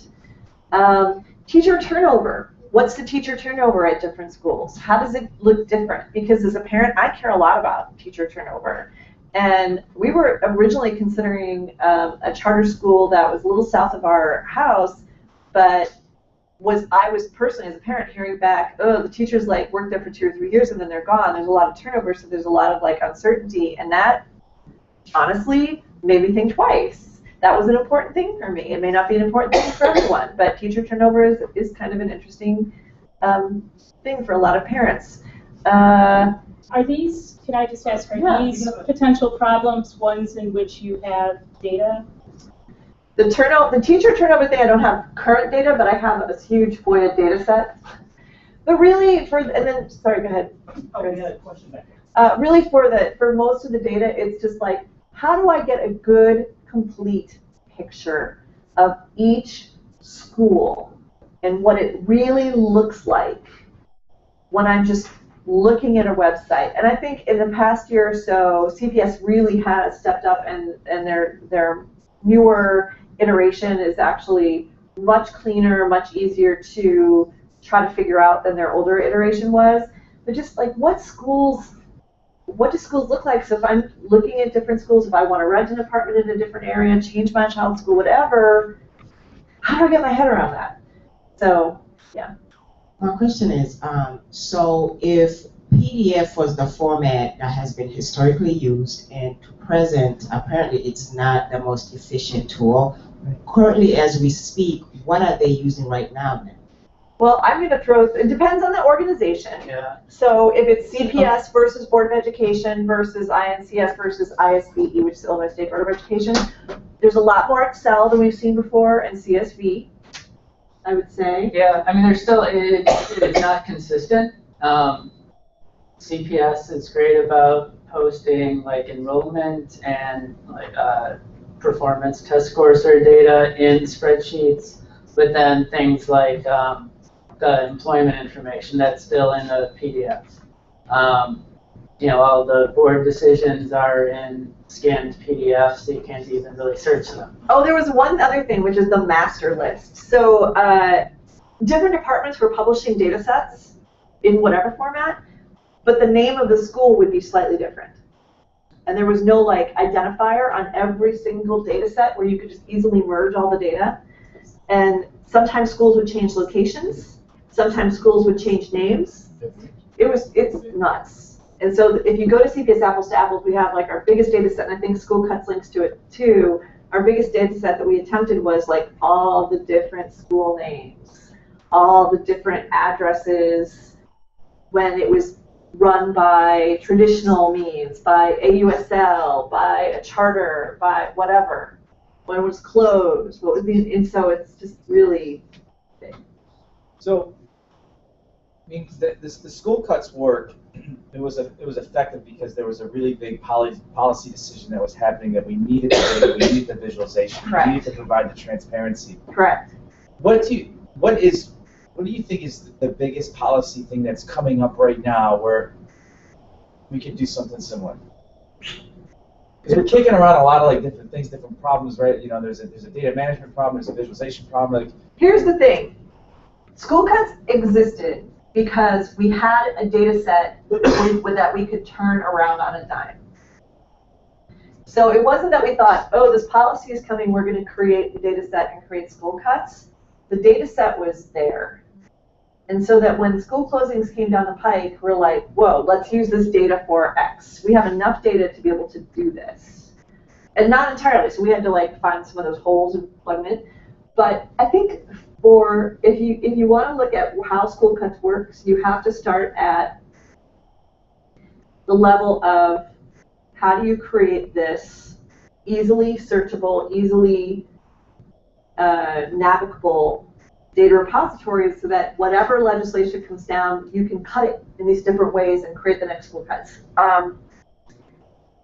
The issues that are the legislative issues that are a big deal right now, and Jim can speak to this as probably even better than we can, have to do with funding. Illinois is really struggling with funding everything right now, and schools is right up there. Is the strategy around charter proliferation versus non-charters, or whatever, you know, we don't want to discuss why or whatever, but it is happening, and how does it affect enrollments and funding and all sorts of things. There's turnarounds too. Turnarounds, right? There's the change in how students are being assessed because tests are changing. we've historically had the ISAT, now we had MWA map, at least at the elementary school level. There's the park, there's all this other stuff. But it really comes back to how do you pull out the data and get it into a data set, which doesn't sound easy or sexy or the testing issue itself is probably one of those things where there's been a lot of discussion around how many tests students are taking, and there's kind of different numbers that maybe come out of the district versus what parents are seeing on the ground. So I guess that's one. Yeah. I would see they have very detailed budgets for the non-charter schools in Oracle. And one of the things that parents are trying to advocate for at the school board level is around funding and trying to determine, is it equitable that Roosevelt High School, I don't know how much, got $1 million cut in their funding last year, they're getting another $500,000 cut this year, that's a neighborhood high school, and how does that compare to the funding of Von Steuben with their Von Steuben Scholars Program across the street? And so being able to drill, pull that data out of, this is really hacking, sorry, get that data out and figure out how to measure across different types of schools what's happening with the decisions that are being made about which schools are being given money and which schools are where money is being taken away. Because that's something that they're actually going to Chicago school board meetings right now and talking about. So that sounds like a couple potential problem sets that maybe folks could start to maybe look and work on this afternoon. As far as finding if data exists or researching for data that might exist if we don't even know about it, is that stuff that you guys can help track down with folks this afternoon? Yeah. All right. And then it sounded like there's a larger problem with just understanding and discovering data itself in anticipation of some future need which is undefined. Yeah, totally. Actually, I would love, if you had the microphone and if we have just one more minute, I would like to know, Jim, are there things that CPS is working on that the civic community, because here's the other thing, just as schools are being starved for resources, central office is being starved for resources. So it's not like they've got all people in the world to work on data and schools are quite hungry. It's two different levels of need of data stuff. Maybe two different aspects that the community ought to be aware of. One is that there is something called the Data Governance Council within CPS, and these are department heads who come together and craft rules and create systems to help the organization deal with consistent data. So just defining what a school is versus what a facility is, and when multiple schools operate out of one facility, when one school operates out of multiple facilities, can get pretty confusing. And then, tracking legislation in a data smart way is something that we work on constantly. As you know, Springfield legislation, sometimes it takes forever to move through, and then just as we learned yesterday, things happen at the last minute. And so it can be hard to take a bunch of PDFs and interpret them, bump them up against other structured data. So those are two areas I think that are worth getting more involved in. Yeah. All right, there's pizza. So here's the thing: if you have other questions, maybe grab us a pizza. Yeah. I was gonna do one more housekeeping thing. Oh, go for it. And will y'all be able to stick around this afternoon? Or? I'll be here. Yeah. Josh will be here. I can stay. Whoops, sorry. I can stay until about 1:30, 2 o'clock, and I've got 2 small children. I've got to dive. So sweet. That's how long you've got me. So before we break for lunch, let's see where are we at.